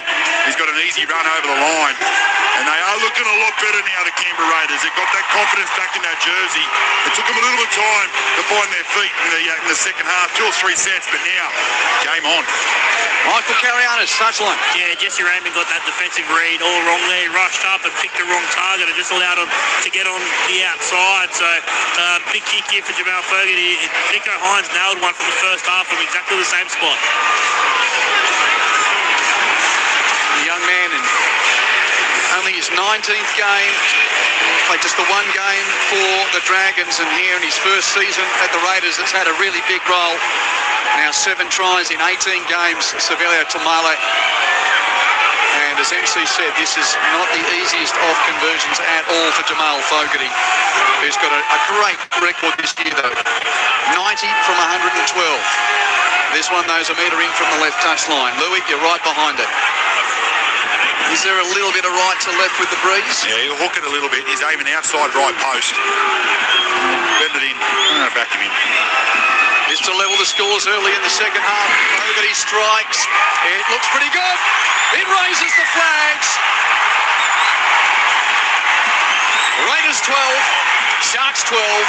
Early second half Friday at finals footy on ABC Sport. Quentin Hull, Luke Lewis and Michael Carianis bringing you the action from a crisp and humming Canberra Stadium on this Saturday night, with the winner earning the right to stay alive in the competition and head to Melbourne to take on the Storm next week. Well, they eventually do get that try, Louis, after the earlier one was disallowed. They're both on the left sides too. They've got to keep going there. They've got them a little bit rattled, the Sharks, at the moment on that right edge defence. So the left-hand side attack for the Canberra side. Mariotto with the first carry off the restart. Push back a couple of metres as well. Canberra 11 metres from that southern in-goal area as he plays the ball to Starling. Give it to Hosking. Zach Hosking to short of the 20-metre line for the Raiders. Plays the ball there to Starling. Given on to Smithies down the middle third and tackle. Gets to his feet quickly. Starling jumps out of dummy half again. Takes a step or two before popping the pass to Young. This game is opening up a bit, Louis. Young tackle 12 from halfway. Played to Starling. Given on to Horsburgh. He gets an offload away to Hosking. Runs infield. Great tackle though on that play. Eero brings him down. Last play for the Raiders. Fogarty with a high kick downfield. Kennedy catches it on his chest. No, it was Katoa, should I say. Gives it on to Kennedy now, who's on the 10. Kennedy tackled 15 from that northern in-goal area. Trindle has to race back to get to dummy half. Pops it up to Katoa, and he stopped just beyond the 20-metre line. 31 and a half minutes remain in the game. 12 apiece at Canberra Stadium between the Raiders and the Sharks. The men from the Shire with the ball as Ramian plays it on to 30. Brayley gives it on to Nickera. Britton Nickera out there now for the Sharks. 7 from halfway when stopped. Play to Brayley. Give it to Kennedy chiming in. Up to halfway. Ghosts to that left edge before being taken down by Hosking. Play to Brayley. Pass back to Trindle. Into the set. It's a bomb from about 45 metres out. Weeks looks at it. It's flown out by Katoa. He bats it backwards. Kept alive. Pass go. No, referee says not forward. When he touches it, goes forward over the ground. Knock on, even though Eero had created something on that attacking left side. The referee was right there and said it's a handover, knock on Raiders ball. Yeah, I can agree with Grant Atkins on that one. As much as I'd like to see the Sharks, get this win. As he jumps up, the ball looks like it travels towards the Canberra Raiders in goal, but and the referee is in a great position there. So you can see the Sharks players are upset about it, which is totally understandable. But I'm happy to live with that call. So Raiders with the footy, 15 from the southern end. Stewart met by the infield tackling line there of that Sharks defence. Quick play the ball though, and Starling has a little run. Was he held? Yep, has to play it on the 30, even though he was scooting away. Plays it to Fogarty. This game's starting to just open up a little bit, as I've been saying. Louis Smithies has pushed back a metre or two. They've got to hold the Canberra, just got to hold the ball and get a couple of sets against the Sharks. You can see fatigue now setting into the Sharks. Starling tackled. Raiders fans thought it was high. Rep Atkins thinks otherwise. End of the set. 5 inside Canberra territory. Fogarty with a high kick downfield. Kennedy there to catch it for the Sharks, and he's taken 30 from his own line. Repeating, Tom Hazelton's out of the game with a concussion earlier. That's really the only injury news. Toby Rudolph put on report earlier as well, as Mulatalo runs infield, 15 from halfway when stopped. Now Eero's the next man to take it forward for the Sharks. He's 5 inside Cronulla territory. Centre park when he plays the ball to Skipper Brayley. Passes right for Hynes. Through the hands, he gives it there to Ramian, who palms away from one, runs in field. Jesse Ramian before being taken by the tackle of Horse for 35 out. Play to Brayley, give it to Hynes, 30 out. Passes to the left for Trindle. Through the hands, second man to the edge. For Eero runs in field, but Hosking makes the tackle. Last play for the Sharks, 12 in from the left and 20 metres out. Trindle puts a little chip in behind the line, which he bubbles around. Weeks picks it up, but there's a Canberra knock on there. Yep, Canberra knock on. Sharks will get another go. You know what, I love our game, but it's very hard as a winger if you can't have blockers. Your Canberra Raiders have to be smarty. They can't get in the road. It's very hard to take a catch there. I don't ever like it. I feel like you should be allowed to block and protect your winger there in that situation. What's your thoughts? You've still got a card from the Wingers Union. It was a long time ago back then for you could Louis. do it, but now one-on-one you could have 3 or 4 players coming at you. It's a tough one. It's certainly an area of the game where the lawmakers have really got to get it right, haven't they? Sharks though, 10 metres out off the knock-on from Stewart. Heroes taken only 5 metres out. Plays the ball to Brayley, they're out in the left edge. Pass to Wilton, who's a little one out and stationary. But he gets his thighs pumping. Mariota and Smithies have to work hard to bring him down. Sharks at 2 metres out. 12 all the scoreline. And a bit of ruck interference. Wavy Fisty and 6 more for the Sharks. Hynes has it. Gives it on to Talakai. Sipa, he's very close. He's on his back and soft, only half a metre out. Just to the left of the uprights. Brayley passes right for Hynes through the hands. Nickera decides to run it himself. He's taken down on the tackle of Sasangi and also Chris. Late to Ramian, pass back left and centre field for Hynes on the 10. Given on to Burns, running laterally now. He straights through. Billy Burns scores. Slices weak Canberra defence on the Raiders goal line, and Billy Boy puts the Sharks back in front in Canberra. That's actually quite soft considering how big this game is in the moment. At the moment, Billy Burns really just gets a simple ball. That was just really an overs line. He just carries the ball and then gets on the outside of Zach Hosking, throws a little dummy and slides straight through. 2 pretty good footballers there in the Canberra Raiders, and Zach Hosking and Fogarty. And just as simple as that, just dives over and scores a try and gets the Sharks back in front. That is soft from Canberra. Michael Carianis on the touchline. That right edge of Canberra is atrocious. It has been exposed all night, and again, that's elementary stuff there. That is park football with the finals, with your season on the line, missing tackles like that. 2 of them there, Zach Hosking and Jamal Fogarty. That's a really poor effort in such a clutch moment. Hard to disagree at all, MC. It's been a storyline of the last 6 days of footy here at Canberra Stadium. It was the area that the Broncos attacked in that second half comeback in regulation time, and Billy Burns slicing through for his 4th try of the season, and now Hynes will try and convert without much of an angle to the left of the uprights. Should knock it over for 3 from 3 on the night. Takes his time. Right foot kick. Raises the flags for Cronulla. Sharks 18. Raiders 12.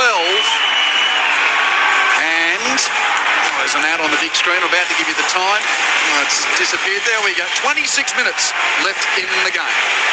There's still plenty of time.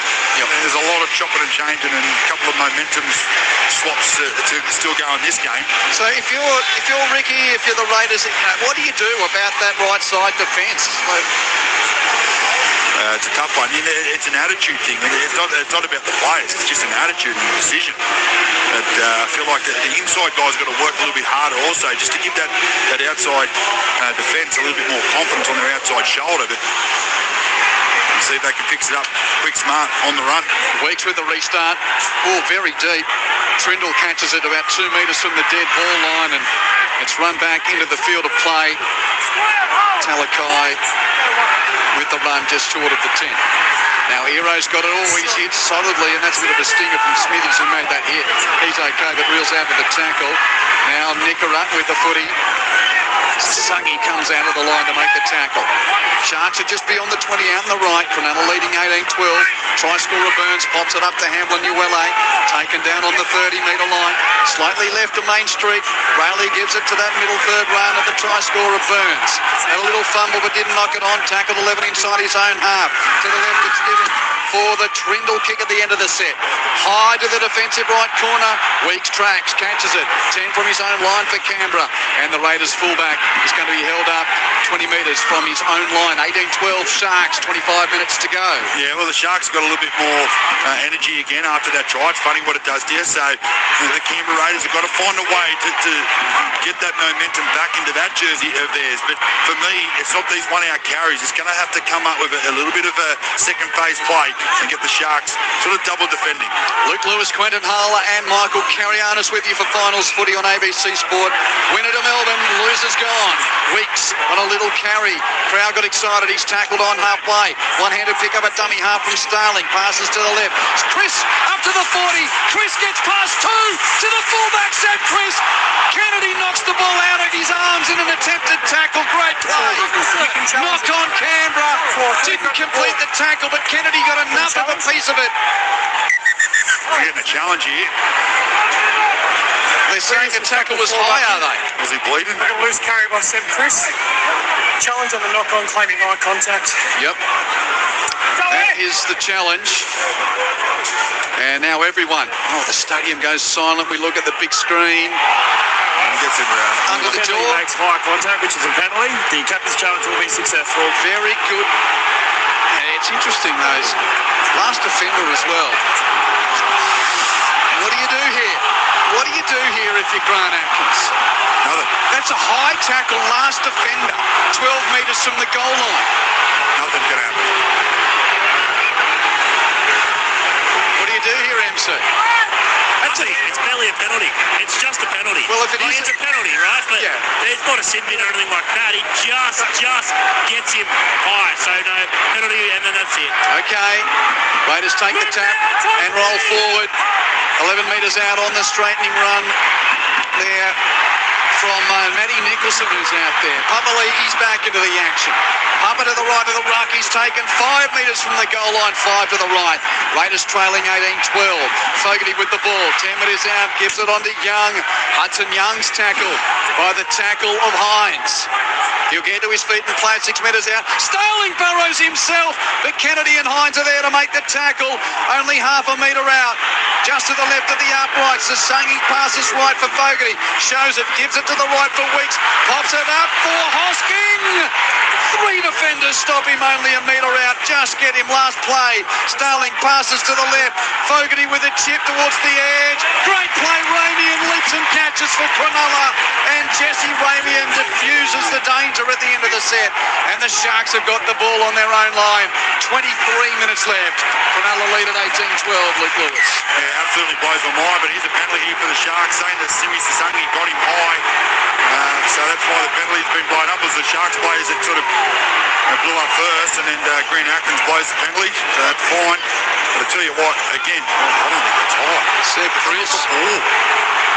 Chris coming in. the ball. Where is the head high that? Yeah, I don't think they penalised Sasangi in the end. For what? Well, yeah, I'm with you, Louis. It looks like a pretty soft penalty. And the vote from the Raiders fans, I don't blame them, is in. They're a little one-eyed, but I think they've got a point. Cronulla with the ball. Colhoun back out there. Down the middle third and taken 11 inside Sharks territory. To the left, Trindle gives it on to Burns. Burns capped down by the tackle of Starling. Will play the ball 5 inside Sharks territory. Brayley blindside left, pops it up for Wilton. Teague Wilton is met by the defence and tackled left edge. And 45 on the Raiders line. Blindside goes Brayley on a scoot. Gains 12, 13 metres and a high tackle penalty as well from Hosking. And this is 2-point range. Yeah, you take the two here. Definitely take the two. They're 25, 26 metres out.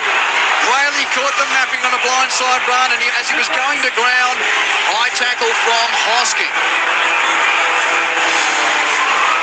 This will put them out by 8 points. You got a feel for Canberra. A really nice decision here by Blake Brayley to run down that short side. Hosking getting going down. Yeah, only sufficient, definitely. But they probably shouldn't be in that position from the penalty before. So Nico Hynes has indeed called for the kicking tee. And the Sharks looking for an 8-point buffer here. 21 minutes left in the game. Sharks led 12-6 at half-time. Both teams have scored a try in this second half. And now Nico Hynes, 26 metres out, slightly to the left of the uprights. For an important 8-point buffer. 3 from 3 on the night.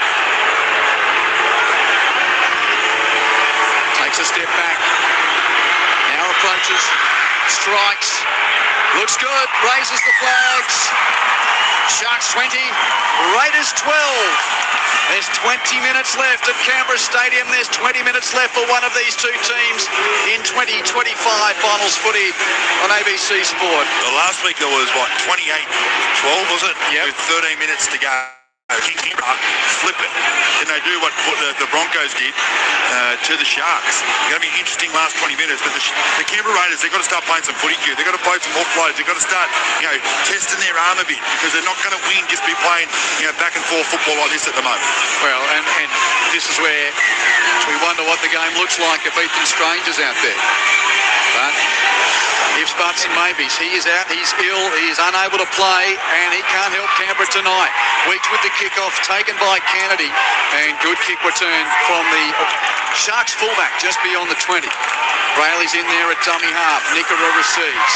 Gains 5 metres off the left shoulder of the dummy half. Midway goal line and a half plate. Played to Brayley. Given to Colhoun on a bit of a straightening run, but he's reeled in by Young and Tarpany. Stands in the tackle. Eventually will be called to play the ball. About 16 inside Cronulla territory. Brayley to the left. Given on to Rudolph, who's back out there. Toby Rudolph tackled a couple of metres from halfway. Plays to Brayley, out of dummy half. Has a little scoot, pops it on to Burns. Burns tackled 38 metres from the Raiders line. Referee Atkins says that's 5. Last play, Trindle with a bomb. To the attacking left, defensive right. Stewart leaps and catches for the Raiders. And Jed Stewart defuses the bomb. A dozen from Canberra's line. Down to MC on the touchline as Timmercore's tackled.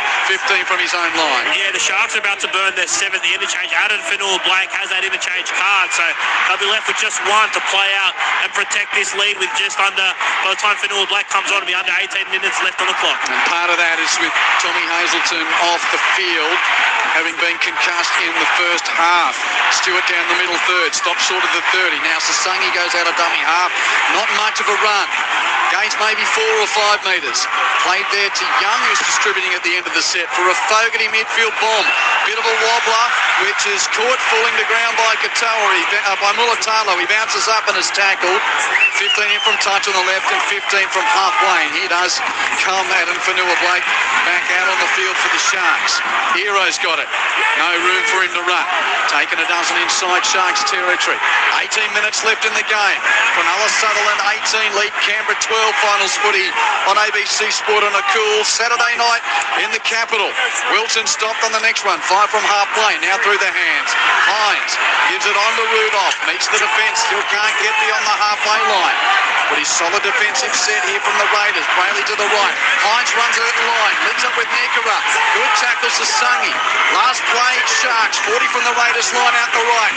Brayley passes infield for a Trindle bomb.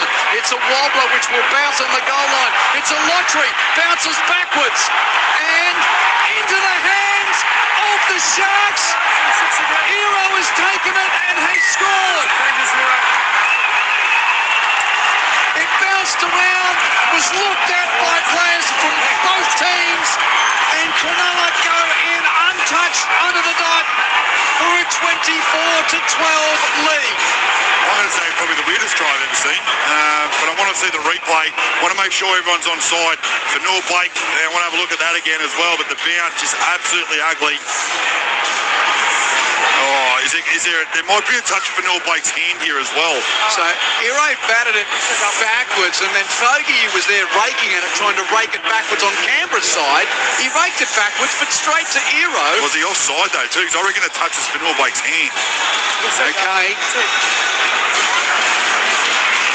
You ready? Here, for Noah Blake's hand, touches it, and Kyle Hero's offside. Louis is sharp. Do you agree, MC, on the touchline? I've learned not to back against Louis. It's hard to set up the team. But Well, hold on. I'm going to back against him, actually. Yeah, because you said... What do you say? Try confirm, is it? Huh? No, I don't think he touched it. No, they're still looking. I reckon he might have touched it, and he might be offside. Well, Nico's... But that's only going off the view on the screen I've got here. Nico put the ball in his kicking tee, but I think for a moment he's still asking the referee. Minute 20. Time off, minute 20. Yeah, here we go. No. They're still looking at it. It's just a minute 20. That's all. So that's the voice of Grant Atkins. Chris Butler is looking at this in the bunker. Huge call. 15 minutes and 42 seconds left in this cutthroat final. They're still looking at it. It'd be good if he gave us another view as well, so we could have a look, but that's all. They're just showing us. Yeah, it's just shots of the Sharks who were milling around halfway. Hynes has got the ball on the kicking tee right in front and 11 metres out. And now here we go. Yeah, you ready? Touches his hand. Fogarty and Fanua Blake's will slap at the ball. Fogarty definitely touches it. Does Fanua Blake touch it? Louis reckons he does. I reckon he touches it. As much as I want to see the Sharks hit this try, I've got a funny feeling he touches that ball and KL's offside. Right, go. Oh no, it's been confirmed. They've let it go. You can see the touch on his finger there. Well, Chris Butler can't in the bunker, Luke. He might be 50 with no eyesight. But throwing it out there. Weird try, but an important one for Kale Hero. And it's point blank range for the Hynes conversion. Approaches, knocks it over. 5 from 5 for Nico Hynes. And the Sharks are 15 and a half minutes away from a date with the Storm in Melbourne. Dare we say it, this is only 2 points different from the scoreline this time last Sunday. And who's the man to step up? Is it Weeks? Last week it was Brisbane, and it was Walsh coming from behind with Canberra leading 28-12. Well, here it's the Raiders trailing 26-12 with 15 and a half minutes to go. And they're going long again. They're not even fighting for the ball. So the restart, indeed, all the way to the goal line from the kickoff, and Rudolph entrusted with charging it back. He actually trips over before being jumped on about a dozen metres from the goal line at the northern end. Bailey gives it on to Nikora. Nikora hits the defence. The Raiders trying to avoid the ignominy of becoming only the second minor premier in the NRL era to go out in straight sets. It happened to the Dragons in 2009. Bouncing out of tackles here, Katoa is 30 from his line, but stopped. Gets to his feet to play it to Brayley. Now Colhoun with some good momentum. Nice solid run to straighten things up. Gains another down Main Street. He's 8 inside his own territory. Plays to Brayley. Given on to Fanua Blake. Fanua Blake runs over the top of Owen Paddy before eventually being stopped 41 metres out. Last play for the Sharks. Trindle with the bomb. It'll come down defensive right side for the Raiders. Stewart leaps and catches though. Raiders have got it. 10 metres from their line out on the right. There's 14 and a half minutes to play.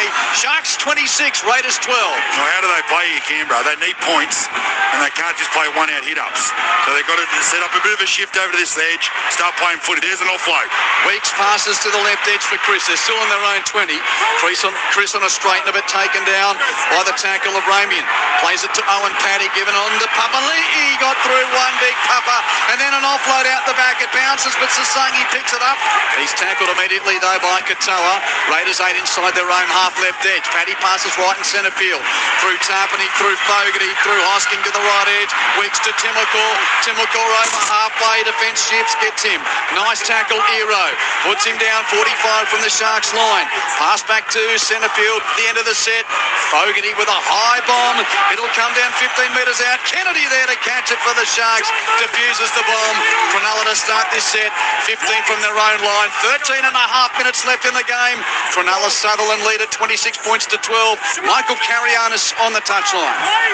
Yeah, I can't see the Raiders getting away with this one like we saw Reece Walsh punt hot for the Broncos last week. They're out of the gas at the moment, Canberra. There's no juice, there's no energy. It's going to take more of a miracle than what we saw last week. They need to drop ball a bit of an error to get a couple of things to go their way here. Give them some field position. They've had so much magic dust about them, the Green Machine in 2025, but boy, they'll need something special with 13 minutes left here. Cronulla with the ball, 5 inside their own half. Trindle's kicking game's been important too. Just been really neat, Braden Trindle again. Great depth on the kick. Stewart has to let it bounce. It goes over the touchline. It was right near the corner post. Nothing fancy about it, but just really solid. Louis? Yeah, no, he's just kicking it down into that corner. He's happy just to get through the sets and make Canberra bring it out of their own end. That's what you need to do. He put that, the placement on that was beautiful. Lands it in field, it bounces out, and Jed couldn't really make a play at it, because if he did, he would have been fighting with that sideline there as well. But here Canberra are now will play the ball middle of the field. Raiders have to score next, you'd think. 12 minutes left in the game. Sharks lead 26 to 12. Canberra's got the ball, 15 from that southern end there defending. Played there by Stewart. Paddy at dummy half. Gives it on to Nicholson. Matty Nicholson 20 from touch on the right midway goal line. Halfway stopped. Played to Paddy through the hands. Fogarty gives it to Young, who beats a tackle. Young trying to go forward up to 30. Eventually Bradley stops him. 15 from halfway. Played to Paddy. No marker, so he has a run. Has a pass to the right for Hosking. Tries an offload. It's loose out the back. Play on as Weeks tries to kick it through. Trindle jumps on it though. Loose offload. The little grubbing kick from Weeks has jumped on Blake Trindle, and the Sharks defuse the danger again. And Cronulla's got the ball, 5 inside their own half. Hero takes it. Horsburgh came out of the line to try and put a shot on him, but Hero dodged away from it. Eventually tackled 5 from halfway. Sharks have just got to dot the I's and cross the T's here, and they're headed to Melbourne to take on the Storm next week. And listen to this fans in Canberra cheering for the Sharkies. Nickera almost gets through, loses the ball on a half line break. Chris picks up, broken field, passes to Weeks. Weeks with no running room. Stopped short of the 30. 11 minutes left, Louis. If the Raiders are going to start something, they've got to start something soon. Tamale running laterally across the 30. Great tackle around the ankles, though, from Wilton to put him down. You've got to get some more points. Penalty goes to Canberra here on a little grab. Okay, now they've got to keep this. They've got to keep a little bit of this momentum. Blake's doing a good thing. He's trying to slow it down a little bit just to let his team get a bit of a breath. That's a great kick upfield, but they need to turn this now into some points and just make the Sharks a little bit nervous. 35 metres from the Sharks line as the new set starts for the Raiders. Fogarty through the hands to Tarpany in the middle of the park, and Big Joe stopped 32 metres from Cronulla's line. Plays it there to Paddy, giving to Papali'i, to Horsburgh, to the right through the hands. Fogarty onto Weeks, great defence coming in from the left from Hero. Beautiful read, great tackle. Weeks stopped 25 metres out, passes infield to Horsburgh. Horsburgh on a straightening run. He stands to be ordered to play the ball 21 metres out. Paddy looks right, goes left with the pass to Fogarty through the hands. Young steps in field, went to a knee, got an offload away to Paddy. out. He pops it up for Tarpany. Got defenders around him. Very late offload. Paddy kept alive. Gives it on to Young. Young straightens us. Tackled by Wilton and Kennedy. 5 metres out. Raiders need it to happen now. Paddy to Horsburgh on the crash ball line, but Rudolph there to lead the tackling brigade. Stops him a metre out. Last play. Paddy Grubbers straight into Kennedy's hands. Diffuses it. Sharks ball. He's tackled. Cronulla with the pill. A metre from their own line. 9 minutes away from the preliminary final. Them in from the Shire. They lead 26-12 in Canberra. And they're gassed at the moment, the Sharks, absolutely gassed, because those offloads made the Sharks run and go out of their systems and go everywhere. So they've got to do that, continue to do that, the Canberra Raiders. They need to force an error here, though. Hero with a great run. Got some momentum on a set that was going nowhere up to the 20. Now infield Mulatalo tackle. Brayley out of dummy half. Pinches a dozen. Super play from the stand-in Shark skipper. Plays it to Ramian. Given to Trindle inside the 40. He torps it downfield. It's going to pitch. It's all but a 40-20. It bounced on its end close to the touchline and sat up kindly for Stewart in the end, who's tackled for Canberra. 20 from the southern end. There's 8.5 minutes left. 14 the lead to the Sharks at 26-12, repeating a minor premier has only once in the NRL era gone out in successive weeks in the finals. That was the Dragons under a different system back in 2009 when Parramatta got them week 1 in the 1v8 game, and then Brisbane got them the week after. Sasuni's dropped the ball near the middle of the park, dropped the ball, picked up by Nickera, and the Sharks have got it. Oh, you don't want to go too early, but if you're in the Shire, start Googling flights to Melbourne next Friday. Down the left edge goes Mulatalo. He's tackled 25 metres from the Raiders line. He'll play the ball there to Hero. Passes infield for Ramian. Steps off his right. Gets taken 21 metres out. Only 7.5 minutes left now. The Sharks looking for the killer blow, and they've got 6 more here on Horsburgh mucking around in the ruck. Given on to Colhoun. He's going to be put down. The Raiders have lost only 4 games all year until they rested their men 1 week before the finals. It looks like they'll lose 3 in a row and be jettisoned from the competition. Sharks here 5 metres out. Brayley to the left. Hynes given on to Fanua Blake. And the big signing. He stopped only a metre short. It almost looked like the killer blow. Played there to Brayley. He goes himself. Market defence stops him. Hosking 1-on-1. Right on the goal line to make the tackle. Trindle out of dummy half. Dummies and goes himself. Ref Atkins says held up. We're all trying to, they know they score one more try, it's game set. But I think it is a tall game over here. Only 6 minutes and 50 seconds left, Louis. Yeah, there's not enough time on the clock for Canberra. 26-12 the scoreline in favour of the Sharks, who were underdogs at home against the Roosters last week. Blindside Brayley gives it on to Teague Wilton with a rubber regather and try, which sends the Sharks to Melbourne, and the Raiders, the minor premiers, are gone from 2025 in consecutive finals losses. That's a big win here for the Sharks. They did a great job, but they used the last weeks to their advantage. They just kept the ball in the right place. This is a big play here from Teague Wilton. Absolutely nothing doing. There's a play that's stopped. The Canberra defence is set. He gets the ball, puts a kick through, gets a little bit of luck. It's one of those balls that goes straight through the legs there of Zach Hosking. And the ball rolls through and then scores a great try, but seals the win for the Sharkies. He gets up, he's pumped up, Teague Wilton. That is brilliant work. And the Cronulla fans rightly celebrate out in that corner, MC, not far from where he scored the try. Celebrated, and so they should. It's on the opposite end to where Mick Ennis performed that Viking club that Luke Lewis was a part of almost a decade ago now. But this Cronulla Sharks side into back-to-back preliminary finals. They made it last year. No one really gave them a chance against the Panthers, but I think they're in a far better place this year headed into next week.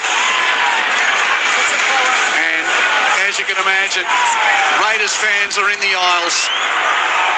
They've seen enough. The Green fans broken-hearted leaving Canberra Stadium as Nico Hynes is over this conversion attempt. 10 metres in from touch on the left and 21 metres out. Teague Wilton just his 4th try of the season. And a little grubber and regather. Well, the knife was already deep in the green heart, but it was a twist just to let the blood really flow.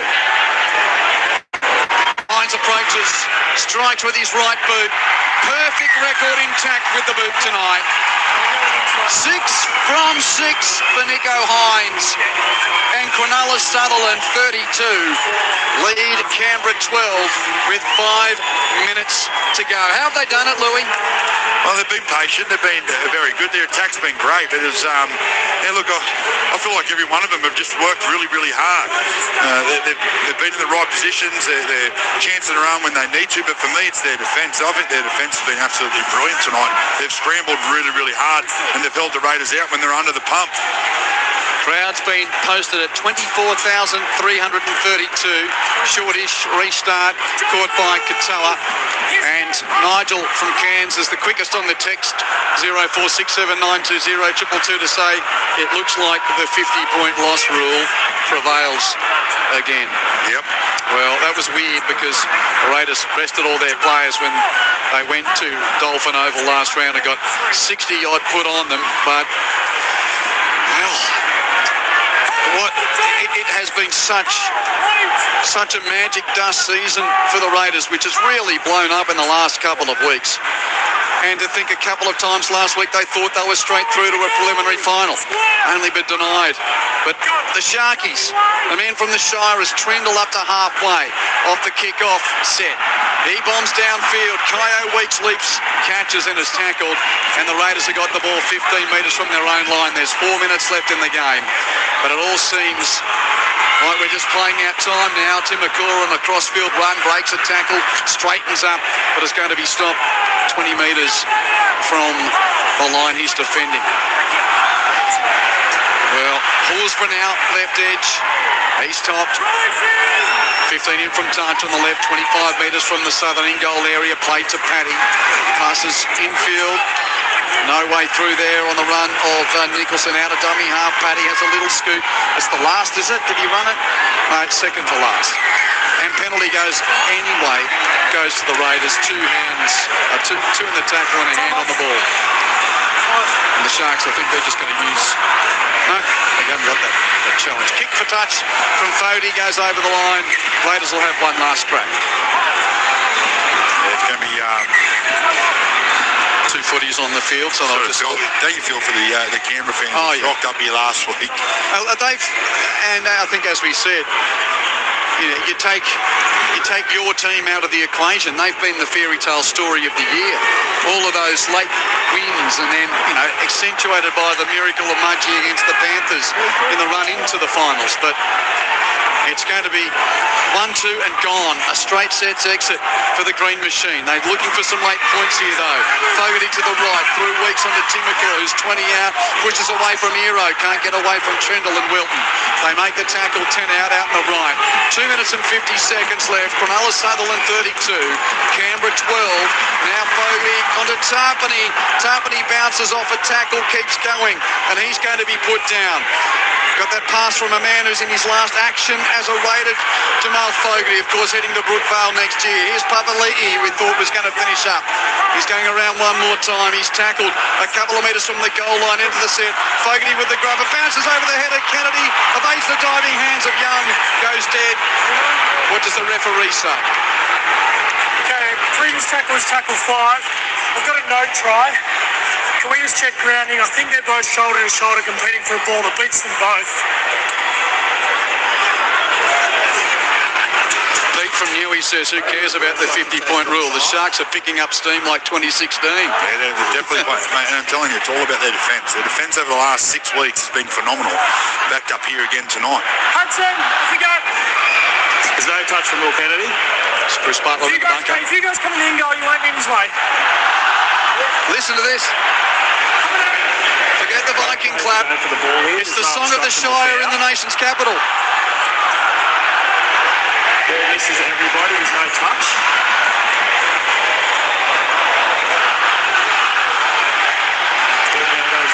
original kick. Yeah, decision.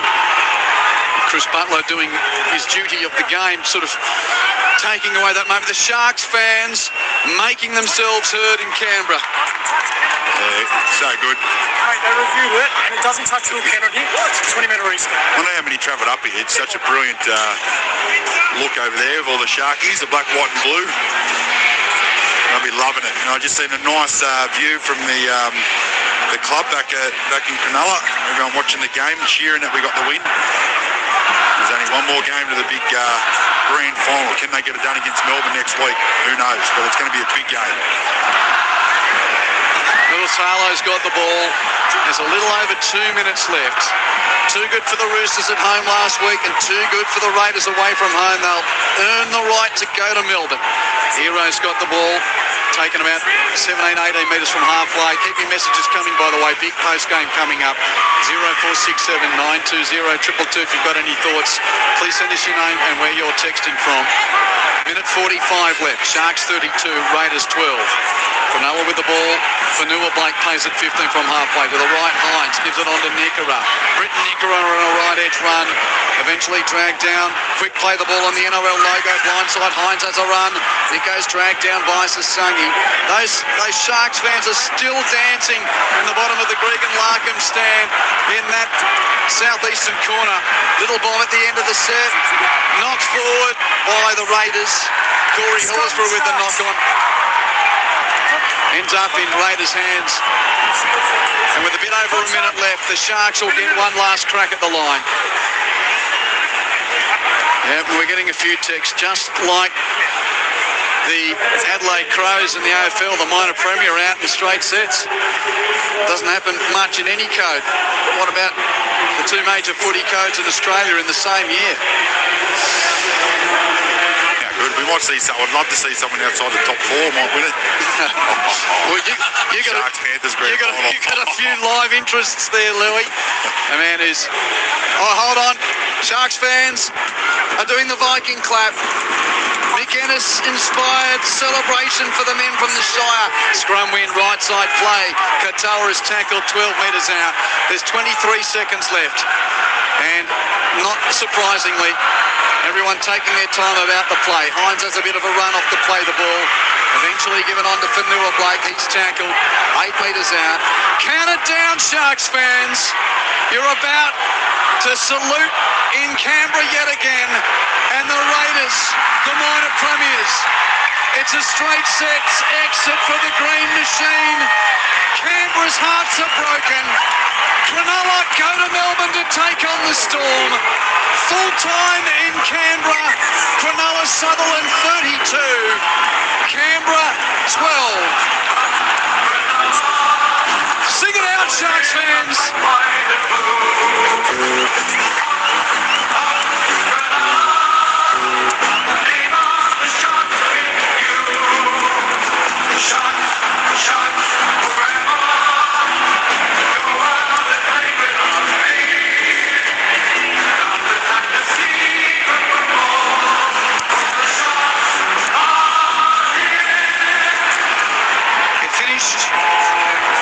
Tries to 2 for Cronulla. 12-6 the lead to the Sharks at half-time. 32 points to 12 in the end. It did get to 12 all when Tamale scored the opening try of the second half. But Mulatalo, Hynes, Burns, Iro and Wilton the try scorers. Hynes with 5 conversions. He kicked a penalty goal as well. And for the Raiders, Horsburgh the opening try converted by Fogarty 20 minutes in. And Tamale the second half try converted by Fogarty. So Cronulla from 5th place earn the right into the last 4. They play Melbourne on Friday night. And what do you say for the heartbroken fans in green? Stick around. We'll have Michael Carianis' interviews and the thoughts from Luke Lewis. And we'd love your thoughts on 0467 920 222. Well, Louis, this form line for the Sharks is proving very strong at the back end of 2025. Oh, absolutely. it's so good. You know, it's a lot of people were writing the Sharks off. No one's been speaking about them. And like I said, their last 6 weeks, their defence has been absolutely phenomenal. And you asked me earlier, what's been the difference for the Sharks tonight? Their goal on defence. Canberra had so many opportunities on their line. You've got to remember Corey Horsburgh's try. It only snuck out and went under it in between the leg. But we've got Carrianos with someone down there now. Yeah, Ronaldo. What does this mean? You're standing in front of the Sharks faithful. Huge win against the minor premiers. Mate, just so grateful for all these fans. We're in the capital, mate, and they showed their numbers in face. So just truly grateful for our fans, our coaching staff. We've got one more to go, and hopefully the big dance part. We'll recover tonight, get ready for a strong mountain side on Friday. We can't wait for that challenge back. We've got to give credit to these boys here, Raiders. Outstanding year, they've been great the whole year, consistent. Can't take anything away from them. I've got a lot of good mates there, got a lot of respect for their club. So Ricky's done an outstanding job, and it's unlucky they lost Ethan Strange. You know, you want to rest them at their best, but we can only rest who's in front of us. So we're just fun with it. What about you boys in that first half? You withstood a lot, but somehow led at half-time. Yeah, we just couldn't get anything going in that first half. I think once again our bench come on and shifted energy, and we managed to stab 2 tries towards the back end of that half, and that was good for us. So really grateful for that, and I was going to go celebrate this with my mates, my best mates. I love them. We've been through some shit, sorry for the language. Been through some crap this year, and everyone's been kicking us all down. And once again, there's going to be more excuses. We're going to get on. How's the shoulder, mate? Like, you picked up a knock early. Is it okay? I think I just killed my shoulder. I don't know. Who cares? I'm winning. We won. Enjoy the win. Enjoy the week, mate. Congratulations. Good on you, MC. We'll stay close. So since the round 18 bye, the Sharks are now 9 wins, 1 loss, and that loss was against the Dragons. Against the Dragons, and the Dragons played their best football that day. And I think the Sharks, they didn't play very well at all. They had a lot of errors that game, but from that day, they've definitely picked up. But again, if you go and look at their defensive record, for me, that's the picture that they're painting at the moment. They've worked really hard on their defence, and their last 6 weeks has been phenomenal. Back to Michael. Yeah, just with back rower Teague, Wilton, Teague, how are the emotions right now? Yeah, they're running high, always knew it was going to be a tough job coming out of Canberra versus this team. They're minor premiers for a reason, and we had to work through that one and grind it out, How were the Lungs in that first half? You guys did a mountain of defence. They obviously scored that 1 try, but you guys found 2 late tries to snatch that lead at the halftime break. Yeah, we weren't doing ourselves any favours, to be honest. We didn't have any of the ball there, it felt like, for a period there. And we just had to hang in. They were coming. They had that 1 try, but I think we stuck in there well. Then obviously got those 2 tries late. Yeah, went into halftime confident, just knew we had to grind them out. Give us an insight what it was like today in camp when you realised Ethan Strange is out.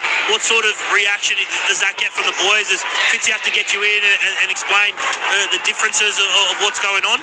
Yeah, it obviously out of the blue there. You got to make some little changes there in what you expect and how you think they're going to play. But yeah, so that can galvanise teams sometimes when you face a bit of hardship like that. And, yeah, it doesn't really change. They're a powerful team.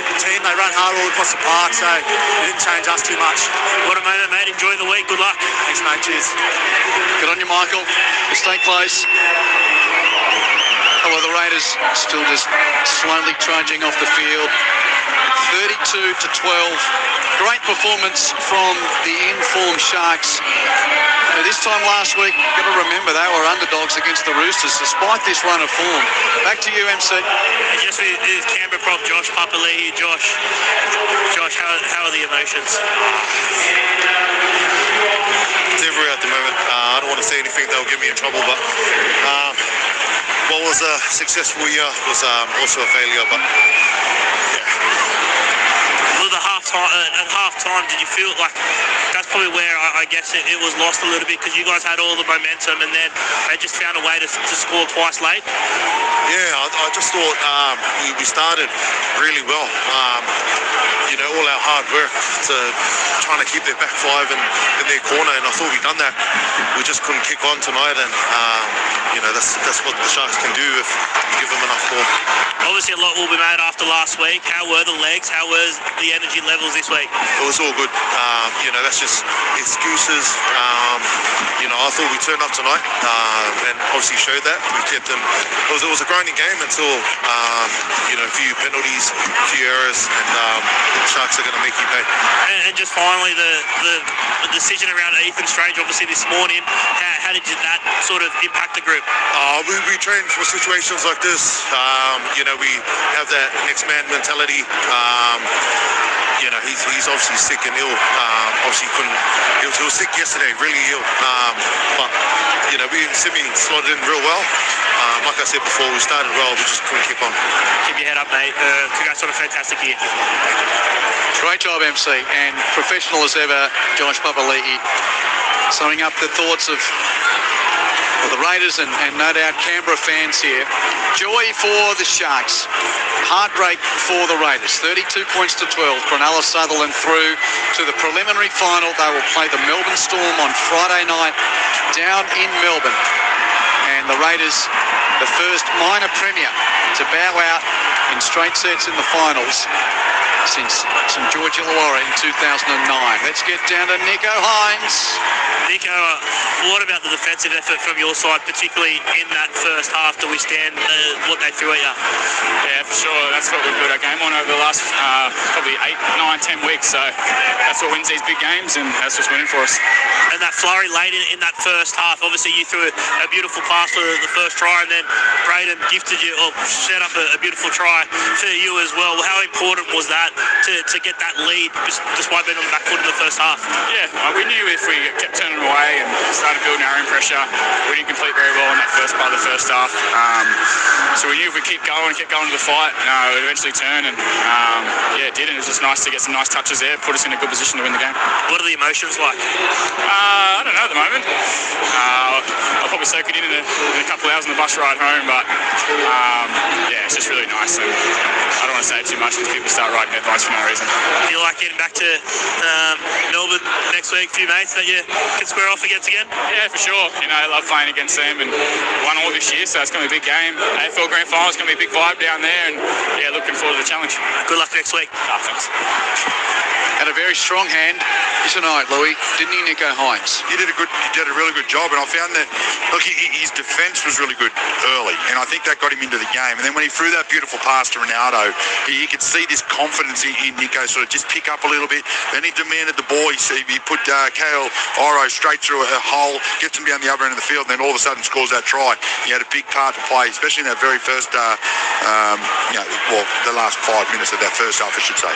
And I think it's interesting. I think the Raiders are about to farewell Jamal Fogarty. They're hanging around at the top of the race. He is headed to Brookvale next year, and he's just taking another interview at the moment. Back to you, Michael. I'm just with Adam Fanua Black. Adam, you have to pump out some big minutes tonight with your Tom Hazelton going down. How were the lungs out there? Yeah, man, definitely wasn't feeling the best, but look, it is what it is, I know that's my job for the team. I know that I'm going to have to feel like absolute dirt so that someone comes on after me and feels a bit better. So, I got pushed through the ringer there a bit, but it was easy when the boys come in, and, I'm able to feed off their energy as well. What was it like? Because you guys had to do so much work in that first half, particularly defensively, particularly at this end of the field for a lot of it. Yeah, definitely. I said it before. Everything that sort of could have went wrong in the first half, especially in that first 25. And full credit to the boys. They didn't flinch. They bit down on the mouth guard. They dated up, and to come away with only one try in the first half after giving up that much just to a quality side like Canberra, it's unreal. And we're lucky enough to get down there, score a few of our own, and the energy was high going in half time, and we just knew that if we could come out and do the same sort of thing, we'd put ourselves in the best position to win the game. This is why you came to this club, isn't it? To play in big games like this?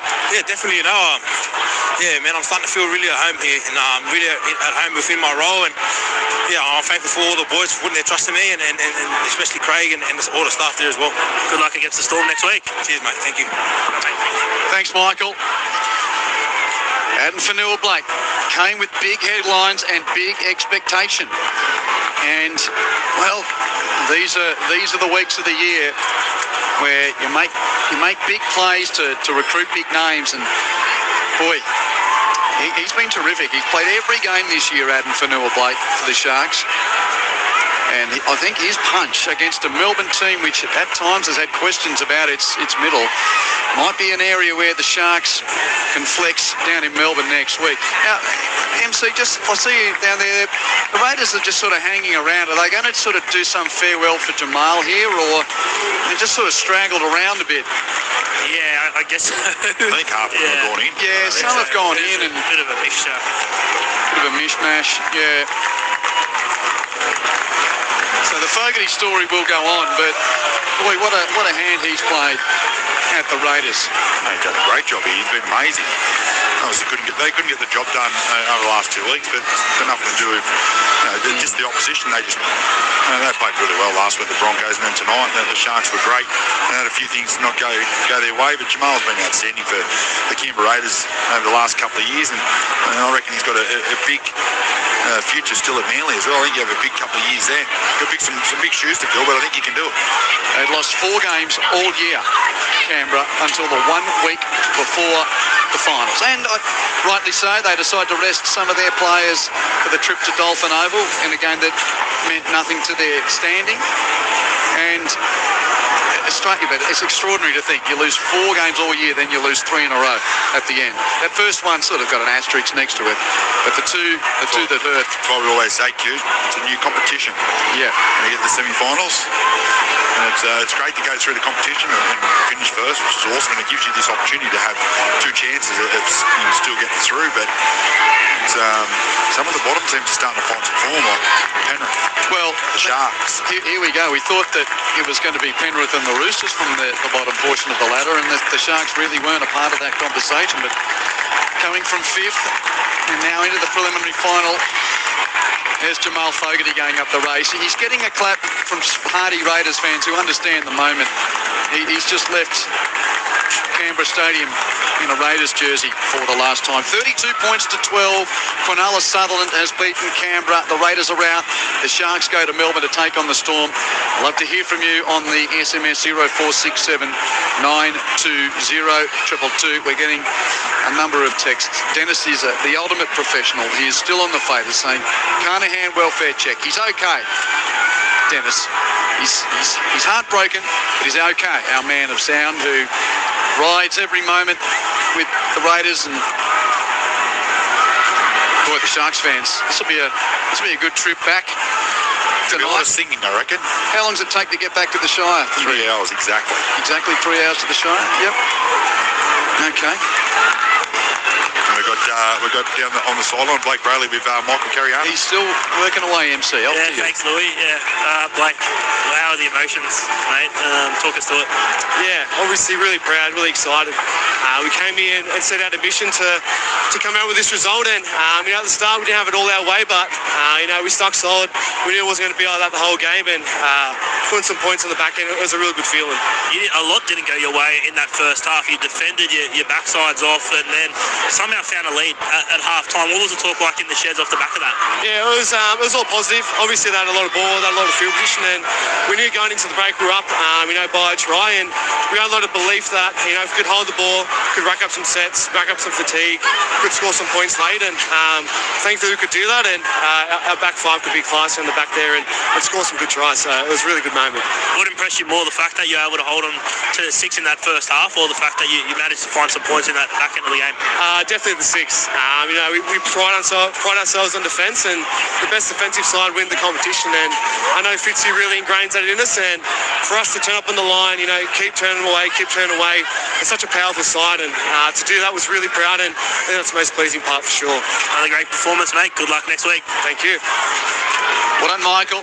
Blake Brayley, the stand-in Sharks skipper, and he takes his men to Melbourne.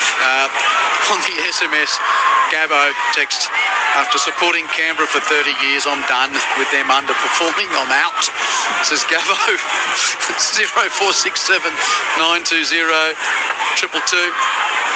Matt is here listening from the Berlin airport. Love your call. If you can see him, could you please describe Ricky's face right now? He went in straight after the game. Yeah. And already, with thoughts of next week, Angus, the Panthers fan in Brisbane, asks, Louis, where do you think the Sharks need to attack to beat the Storm? Great call, guys. I think the Storm will wobble in, and I reckon the Sharks go through to the grand final. And they don't have to change too much. Is that heart removed from head? No, that's legit. I can see the Melbourne Storm going straight out. I know they're talking about Jerome Hughes maybe coming back. I mean, if he doesn't come back and you've got Peasant kicking, I think Sharks dominate. I really do. I think Sharks dominate their forward pack as well. So I do believe it'll be Sharks in the grand final. They'll beat Melbourne next week. Now, Paul says, hi team, listening with a Mad Shark fan, Wardy, as we walk the Camino. Go the Sharks, says Paul. Yep. As ever, Luke Lewis was calm and hilarious. From Steve. Oh, thanks, Steve. Wells. Calm and hilarious. 32 points to 12. So it was 12-6 at half-time in favour of the Sharks, and got back to 12 all. There was that, that was 7 minutes into the second half. But then the Billy Burns try, that was the one that sort of, the Raiders worked really hard to get back on terms. And that was, again, that defensive right side that just opened. Yeah, well, I don't even think Billy Burns believed his luck. When he picked that ball up, he just skipping across field. In his head, he's thinking, okay, I want to get down and up here, quick play the ball. He throws a dummy and slides straight through as if they're playing against the under 18s side that have never played before. They've just come together. But that right edge defence, it was really shown last week against the Broncos, and you could tell the Sharks worked on it. They didn't get to hit that side as much as they wanted to because they didn't have a whole lot of ball. They had to defend a lot of their time, and then when they were too fatigued to get that play on, so they had to just get through their sets. But if they were fresh, I reckon they would have just continued to go to that left edge, and it would have been hard for the Canberra side to stop. But I don't know what it was. It was Zach Hosking and Jamal Fogarty a little bit on different pages when it come to defending, and you got Timiko out wide as well. He kept making some erratic decisions, and it just gave Miko a bit of a look at the defensive line and just make a couple of decisions, and he got them right tonight. 32-12, Sharks win it. 0467920222 Showbags text, resting them players in the last round injected the mental poison into the Raiders' minds. Yeah, I don't know whether I agree. I mean, tomorrow we might see a team who rested their players a couple of weeks from the finals be good for it and roll into the last four. There is a saying on it, is that you got to earn the right to be able to do that, which they played well. Canberra played outstanding, but these guys are younger. And, when you look at the Panthers side, they've been playing, they rested their players purely because they've been playing every game all the way through the grand final for the last 5 years. Plus half of them play rep footy as well. And they knew that they couldn't get that top four spot, so they were willing to give up that top four to rest them to make sure that they're fresh coming in. But they've earned it right. They've done it for year after year after year after year. They know how to play big games. So I can understand where he's coming from in that text message. Yeah, it's not like for like, is it? And that's why when you talk about Cam Serrato talked about it as well. He goes, well, mate, we haven't earned the right to rest our players yet. We've got to learn to play big games. We've got to learn to be fatigued. We've got to. So that's why he didn't rest any of his players. And you know what? They played really well, but obviously a couple of injuries against Melbourne ended up cruelling in the long run. But I like where Cam was going with that. So there's probably a lesson out of that for Ricky as well. Yeah, interesting, isn't it? 0467920222. James from DY asks Louis, assuming the Sharks make it to the grand final, who are the remaining three teams you think they're most likely to face? Well, it's obviously going to be Sharks, and they're going to come up against Penrith Broncos. But I'm going to say no chance Dogs tomorrow. Huh? No chance Dogs tomorrow. We've got 4 hours to fill before. Don't kill the game yet. No, I did forget about the game.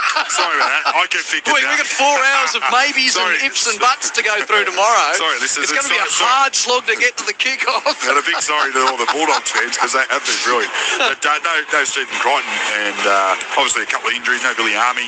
I don't know if he's playing with his eye socket. But I feel like they've got a few big injuries, and I feel like Penrith will love a Sunday afternoon game. And obviously I don't tip against Penrith or the Sharks, so I'm thinking Penrith will get through. Keep your messages coming. We'll update you with the other scores for a moment. 32-12 here. The Sharks through to play Melbourne next week, and the Raiders going the same route as the Dragons in 2009. It was Parramatta who got them in the 1v8 game back in that old system in week 1 before the Broncos, who had finished 6th that year, beat St George Illawarra in week 2. Here it was Team 4 and Team 5 knocking the top-placed Raiders out. Earlier today, the Brisbane Lions winning their way through to the AFL Grand Final, defeating Collingwood at the MCG. They'll play Geelong next week. Lions 15 goals, 10-100 to the Magpies 11-5-71. So luckily for Sharks fans, those flights to get to Melbourne, at least Sydney to Melbourne's not going to be too bad, I wouldn't think, on Thursday or Friday. Brisbane to Melbourne's going to be tough to get down there with the Lions winning. In the NRLW, we'll go to those wraps in a minute and tell you a little bit further, but Newcastle and Cronulla winning through. So Roosters to play Cronulla next week, Brisbane to play the Knights. Before we hear from those two games just in the lower grades today, or certainly the main ones in the New South Wales Cup, the Warriors through to the grand final to take on St George Illawarra, beating Parramatta 42-14. And the Queensland Cup, they play under the top 8 system, so there's 2 preliminary finals there. Tomorrow it's Norths and Wynnum Manly. Today Burleigh beat Redcliffe 18-16. Our open alfresco commentary box at Canberra allows a couple of Luke Lewis fans to just bleed into the sound effects microphone. Yep, it brings mates back of yours? No, not mates, but just obviously big Sharkies fans, which is great. Yeah. Call them out, mate. It's good to see that smile on their face. I tell you what, I hope they make grand final week, because then I get to experience it as a fan. It'd be amazing. Yeah, cool. To get down and hang out, it'd be awesome, man. And seeing these guys walk around with their smile on their face, you can see how much it means to them. It's awesome. You don't get to see this when you're playing, you walk in the sheds. They're standing up here and watching them walk out and travel all the way down here and watch their team put in a great performance. What an awesome feeling. Yeah, you've summed it up beautifully there. In the cricket, Australia's made an absolute pile in that one-day game against India. Latest score we had there was Australia 9 for 412. Beth Mooney made 138 from 75 balls. Just the second time Australia has scored 400 plus in a women's ODI. In fact, all out for 412 in the 48th over. So their joint highest score in women's one-day internationals. That was after they won the toss and batted. That's the third one-day here in Delhi. This is on the run into the Women's World Cup, which will be all for you on ABC Sport. In the NBL tonight, South East Melbourne beat Cairns 114-77. Tight one last quarter between the Jack Jumpers and the Wildcats. Tasmania 65, leading Perth 63. And earlier in that second half, I gave you news around the good news from the Tokyo World Athletics Championships, or so we thought. The men's 4x400 relay team had broken the Australian record only for the judges to DQ them for moving outside of the changeover zone. So they've had a baton infringement, and what was an Australian record time for the men's 4x4 team has now been struck from the record for an illegal changeover. And in the women's 4x100, they dropped the baton, and the men's 4x100 did not qualify. And Jamaica also dropped the baton in the men's 4x1. So the relays are always pretty dramatic there at the World Championships. Okay, keep your messages coming, 0467920222. Before we get to more of your thoughts here, let's just revisit the 2 NRLW cutthroat matches from earlier in the day. It started up in the Hunter with the Knights hosting Gold Coast. Here's the wrap with Brett Sprigg and the team. Q at a blustery Hunter Stadium. The Knights didn't do a lot wrong in the first half. They scored in the 3rd minute through Fane Finau and Killy Simpson, who scored that remarkable hat-trick on debut last week. In her first official start, she also crossed in the first half. Then Olivia Higgins goes crashing over at dummy half to make it 18-0. And it seemed to be going kind of a similar story to start the second half, because Shanice Parker scored in the first few minutes of that second half as well. Jessie Southwell converted, so it was 24-0. From there, though, I mean, there there was some hope. Jasmine Fogavini Solia scored in the 44th minute. Masunga also crossed in the 56th. So it was 24-10. You think, okay, can they find some more points here midway through that second half? Gold Coast. Romanak then crashed over in the 59th minute. And from there, at 30 points to 10, he couldn't give Gold Coast any hope. That was until Phoenix Rain Hippai, who was benched this week. So coming off the bench, the usual winger, a 19-year-old, scored 2 tries in the space of 3 minutes, just to keep us guessing. Newcastle did eventually stop that Gold Coast momentum, but it wasn't perfect. Dean Hallett's out. They did see it through the win. Janice Parker scoring her second try late in that second half. 34-20 the full-time score. Newcastle will now face Brisbane next week. But how would you sum up this game here, the Newcastle Knights? I guess far too good across the full 70 minutes for the Gold Coast Titans. Yeah, it wasn't perfect, I think, for the full 70 minutes, but the first half was well set up by the Newcastle Knights. A high completion rate. They were ahead 18 points to nil on the scoreboard, so the work was really done early on, and it was through, their key players and the most experienced players. Jessie Southwell, even though she wasn't on radar early with the kicking game for goal kicks, she was putting them in really good spots in general play, and a big reason for them scoring those early tries was through those kicks.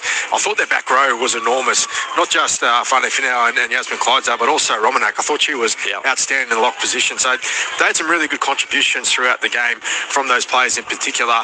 Little lapse in the second half where the Titans fought really hard, and you give them credit for that. They came back into the game and made something of it, but I think the Newcastle Knights had kind of shut up shop, and that's something that their coach Ben Jeffries will identify as an improvement for next week, is just that attention and focus throughout the full 80, if they full 70 I should say. If they can turn out that first half, repeat it, they could go really far against the Broncos. What about for Gold Coast? How do you assess today for them?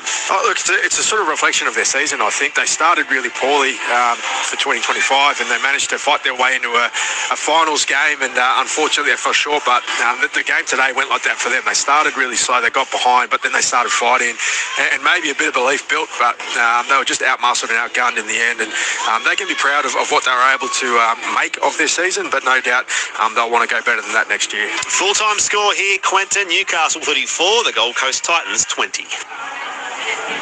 Spriggy and team, thank you very much. So that ensures that it's Newcastle against Brisbane at 1:15 Sunday week. So tomorrow week, that game will be played before the men's game where the Broncos meet the winner of tomorrow's clash between the Bulldogs and the Panthers. Next up, it was Townsville where the Cowboys took on the Cronulla Sharks. Here's Zane Bojack and team. The North Queensland Cowboys were playing their first ever NRLW final after finishing in 4th position, and they hosted the 5th-ranked Cronulla Sharks, who made last year's grand final and were looking to improve on their form of recent weeks. They'd lost the last 2 weeks in the regular rounds, but they were certainly too good for the North Queensland Cowboys in this final here at Townsville Stadium today. They won 24 points to 18 after leading 18-12, and it was all about the possession. The Cowboys just couldn't hang on to the football. In actual fact, they dropped the ball probably as many times as they have all season. The possession was 52-48 in the end, but the completion rates 29 of 36 for the Sharkies, 27 of 36 for the Cowboys. In front of their home fans, they just couldn't get the job done, despite tries to Fran Goldthorpe, to Mackenzie Wheel, and also to their Player of the Year in Bree Chester. Cowboys having all 3 of their tries converted by Kira Dibb. While for the Sharkies, they led 18-12 at half-time thanks to Cassie Staples, Ellie Johnston with a great crash ball off Georgia Hanaway, and Kiria Ratu Anne-Marie, that is the younger sister of Shantae, scoring just before half-time. It was 18-12, and then Georgia Hanaway, after going off for HIA, came back on and scored the winning try and converted as well. She had a try and also 4 from 4 with the boot to complete the victory for the Sharks, who now go on to take on the Sydney Roosters in the first of the preliminary finals next Saturday in Gosford. Karina Brown, you watched it here with me. It was a comprehensive performance by the Sharkies, wasn't it? You can see the experience for them in finals football as opposed to their opponents, the Cowboys, playing their first ever finals match. You absolutely could. It was a great start for the Cowboys. They were in it that first half, but the class of the Sharks and the experience of finals footy, they were just all over them. Forward pack was huge, the back 5 was huge, and the halves all stood up. So, the Cowboys can hold their heads high though. First time in the semis, and they'll learn from that, and they can now go and celebrate the year that was. Tiana Penatani-Gray is a superstar, played 5'8" for New South Wales, has played for Australia and obviously is playing in the centres and usually the try scorer. She hasn't scored yet this year, but she ran for 162 metres and was the leading metre getter for the Sharkies. And Jakaya Whitfeld was doing all she could for the side that got beaten in the Cowboys, didn't she? But both of those you think might figure in green and gold at the end of the year? Just about to say that. I can see the green and gold jersey already. Yeah, there you go. So the Sharkies, in front of 5,000 fans here at Townsville Stadium, have been successful and will progress to play a rematch of last year's grand final against the Sydney Roosters. The Roosters have had so much success, including beating the Sharks 40-10 in the final round. They've won 17 in a row. Can the Sharkies turn it around in this big prelim final next week? Of course, it will be the Newcastle Knights taking on the Brisbane Broncos in the other prelim next weekend. But Q-Man, was a fantastic win for the Sharkies. They were too good for North Queensland up here in Townsville. Q-Man saying thanks, Zano and Karina Brown with the details of the game from Townsville. We're wrapping things up from Canberra Stadium. 24,322 fans, the majority of them leaving disappointed. Cronulla through to the preliminary final, defeating the Raiders 32 points to 12. I'm with Luke Lewis and Michael Carianis. If you've got a thought, 0467 920 222. But it'll be a pretty good group tooting their horns, heading back to the Shire. Heard Up Cronulla being sung, MC. Welcome back to the box. You haven't heard tooting horns until you go into a Canterbury game, Q. that awaits us tomorrow. Yeah, wait till tomorrow. Tooting horn Have you got a park? specialists. No, that's because no one can get in or out of that ridiculous precinct with the traffic. You just got to know where to park. Got to follow me and Mike. Oh, MC's got a special little I followed Louis. I followed Louis in. But yeah, no, they were celebrating. Nico Hynes was doing the Viking clap towards the Sharks fans as well, and good on them. They should enjoy it. It was a great win. It was a great performance. They won it in the first half. To somehow lead at halftime, I thought was a miracle. Seriously, they defended their backsides off and then found a way to snatch. Nico had two brilliant moments in that first half, set up a nice try and then scored another, and then they just rolled points. And it's a little bit sad to see Canberra finish the year like that. It really is. They deserve better. For the season they've had, for the obstacles, for the good vibes around here, the surprise packets of the year. And I said before the game that Ricky Shaw was my coach of the year, still my coach of the year, regardless of this performance. And it's amazing. Nothing deserves all. Now we're getting vision that Dennis is showing me. I thought it was a selfie for a moment. No, it's not him in tears. It's Ricky Stewart. He's wiping tears from his eyes. The Channel 9 cameras have captured him just obviously overcome with the emotion of a year that's promised so much yet disappeared in and Ricky's 6 rode every days. emotion too. He's been down on that sideline pretty much all year, right? He didn't go up in the box at all. And then last week, the emotion, the ups and downs of that. Obviously, his good mate Jamal's moving on. There's a lot of things going on at Canberra at the moment. So it's and what's good to see someone like Sticky, who's been around the game for a long, long time, show his emotions like that. It's awesome. Yeah, I think it's an excellent side of what sport is. We hear so often, it's a sort of Teflon type of responses. No, this means a lot to a lot of people, and it puts, it's still just sport, but at the same time, people put so much into it, and it can lift and lower so many people. But you also got to remember how much his club means to Sticky as well, right? Yeah. But you know what? It could be that blessing. It could be the Dragons here. 2009 got 2009. knocked out. 2010 they win. Yep. I think most Canberra fans would take that. You found the positive there, and just on the Sharks as well. I mean, we spoke of the Canberra story and MC. It's easy to see. I mean, Penrith with the charge, easy to get print out of that. The Dogs and the way that their season has seemed to pivot on a roster change. The Broncos, doesn't matter where they are, they always get heaps of news around them. Storm do storm things. So pretty easy in a way to think, here's a team that, by the way, had won 7 of their last 8 coming into the finals. And now, guess what? Ding, ding, that's 9 out of 10 to go to Melbourne to take on the Storm, the Sharkies. And it built into their season, right? You look at their performances that, they saved their best for the business end of the year. And that's probably been a criticism criticism of Cronulla in the past where they peaked before the finals, right? Well, not this time. They have time. They run perfectly. They're, got some confidence. I think, Will Kennedy still a question mark at the back. He was.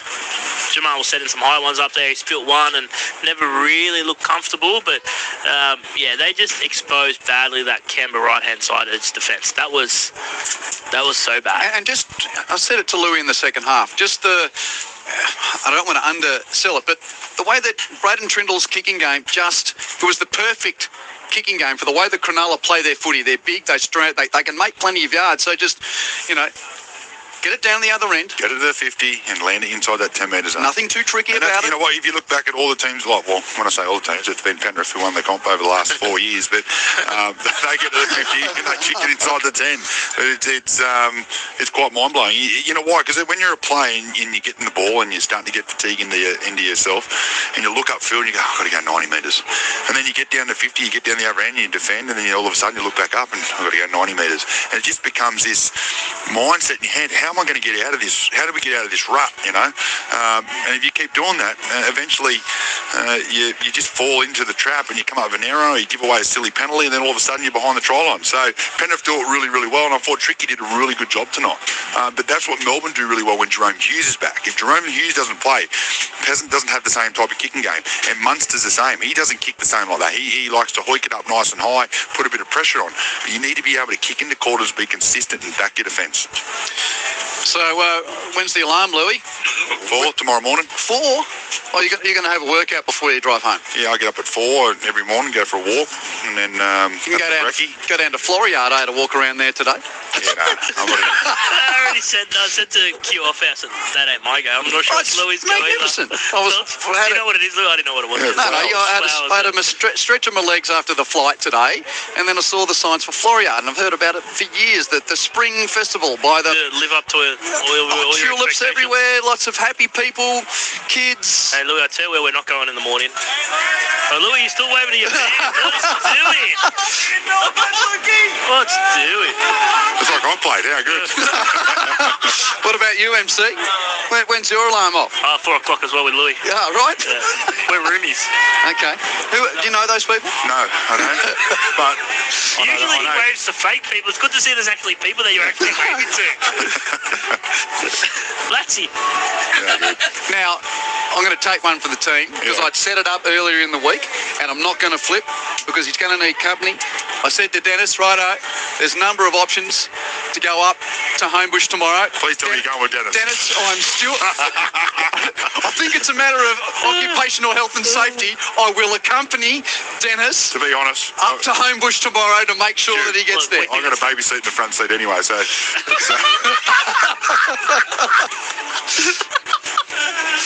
Well, I'm expecting you've got some big Ram, truck thing, haven't you? I have. I've got my big Dodge Ram. What's happened here? Well, Q's gone off cue here, but... off cue, yes. No, we're getting... No, he's going with Dennis, and he thought I was giving him a lift, but I was actually trying to... This is the pre-promote to tomorrow's game. Exactly. Well, because we're going straight from the hotel tomorrow morning, nice and early, straight to the Bulldogs game. Yeah, that's right. So we're on air at 12. Aren't we going to that flower thing? We'll meet John Gins out there. Floriade is excellent. If anyone has, What's your Canberra AFL on the way home? MC, thank you. See you, man. Outstanding. Until the last 2 minutes of the broadcast. See you tomorrow. Louis, good on you. Safe travels. Thank you. See you tomorrow, Bar. Thanks to Ralph Tucker, our producer, as ever, to Ned Hall back in the studio. Dennis, thank you. I look forward to the trip back to Sydney. Did I thank Ned? I think I did. Yeah, thank you as well for your company. A little bit of mirth at the end of a long day here, but can't wait to speak to you from Homebush tomorrow.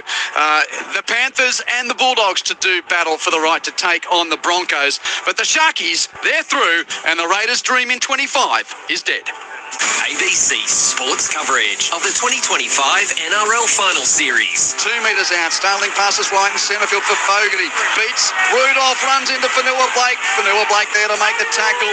Only a couple of metres from the Sharks' goal line. Cronulla under huge pressure here. Starling on the horse for the hit and spin. Calhoun did a great job to make good contact and stop him. Half a metre from the line. Oh, he's got there. I think he's planted the ball next to the padding of the post, which is the goal goal line try, Canberra. Finally score. Whaley passes right for Hynes. Given on to Burns. He's hit. Got an offload out the back. Kept alive. Kennedy running laterally across the 10. Then he slips. And Kennedy is jumped on. And stopped 9 metres from the Canberra line. Bailey to the left. Trendle bobs it up for Hynes. Pass to the edge is exquisite for Mulatalo. And Ronaldo goes in. 6-4 kick to come. What a pass from Nico Hynes. Mulatalo finds that try for the Sharks before half-time. Bit of bubble about this Sharks set. To the left, Trendle Hynes. Over halfway goes Hero. To the 40, to the 30, up to the 20. He gets through Weeks. Up to the 10, he's still going. Eventually, Starling's there to make the tackle with Stewart. Only a metre out. What a run from Hero. Brayley passes right in centre field. Trendle with an inside flick to Hynes. Hynes scores a brilliant Sharks try. What a strike from inside their own half. The run from Hero is finished off by Hynes just to the left of the uprights. And the Sharks go to the lead in Canberra. Early second half, Raiders on the attack, but trailing 12-6. Fogarty gives it to the left. Sasungi through the defensive line to score. Canberra strike early in the second half. Look at the lead run here of Hudson Young. He's required to run through the line. He stops here at the moment. This denies Billy Burns a chance to slide. Simi now runs directly through that gap that Billy's denied the chance to defend, which is an obstruction. We have a decision. That's fair enough, I reckon, Louis. Horsburgh to play it, centre field, 10 out. Starling, couple of steps forward before passing to Fogarty, give it to Chris. Quick hands to the wing. Tamale is in for the Raiders. I don't think they can take this one off them. The Green Machine strike. And barring any late Stewart's intervention, that's 12-10. Kick to come. Hynes has it. Gives it on to Talakai. Sipa. He's very close. He's on his back and soft. Only half a metre out. Just to the left of the uprights. Bradley passes right for Hynes through the hand. Nikora decides to run it himself. He's taken down on the tackle of Sasungi. And also Chris. Late to Ramian. Pass back left and centre field for Hynes on the 10. Given on to Burns running laterally now. He straightens through. Billy Burns scores! Slices weak Canberra defence on the Raiders goal line. And Billy Boy puts the Sharks back in front in Canberra. Randy passes infield for a Trendle bomb. It's a wobbler which will bounce on the goal line. It's a lottery. Bounces backwards. And into the hands of the Sharks. Hero has taken it and has scored. 26-12 the scoreline in favour of the Sharks, who were underdogs at home against the Roosters last week. Blindside Brayley gives it on to Teague Wilton with a grubber, regather and try, which sends the Sharks to Melbourne, and the Raiders, the minor premiers, are gone from 2025 in consecutive finals losses. Count it down, Sharks fans. You're about to salute in Canberra yet again. And the Raiders, the minor premiers. It's a straight set exit for the Green Machine. Canberra's hearts are broken. Cronulla go to Melbourne to take on the Storm. Full time in Canberra. Cronulla Sutherland 32. Canberra 12. Sing it out, Sharks fans.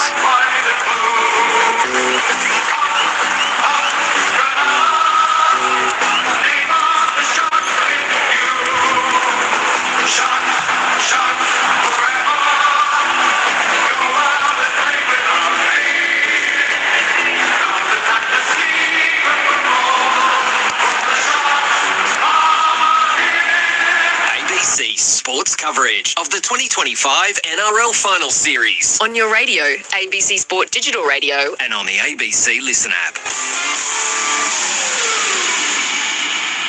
League lovers, Roy and HG are back with a fresh season of bludging on the blind side at the new time of 10 a.m. Saturdays on ABC Radio or on the ABC Listen app. Your home of rugby. ABC Sport. Getting to know you, getting to know all about you. I am looking forward to this immensely.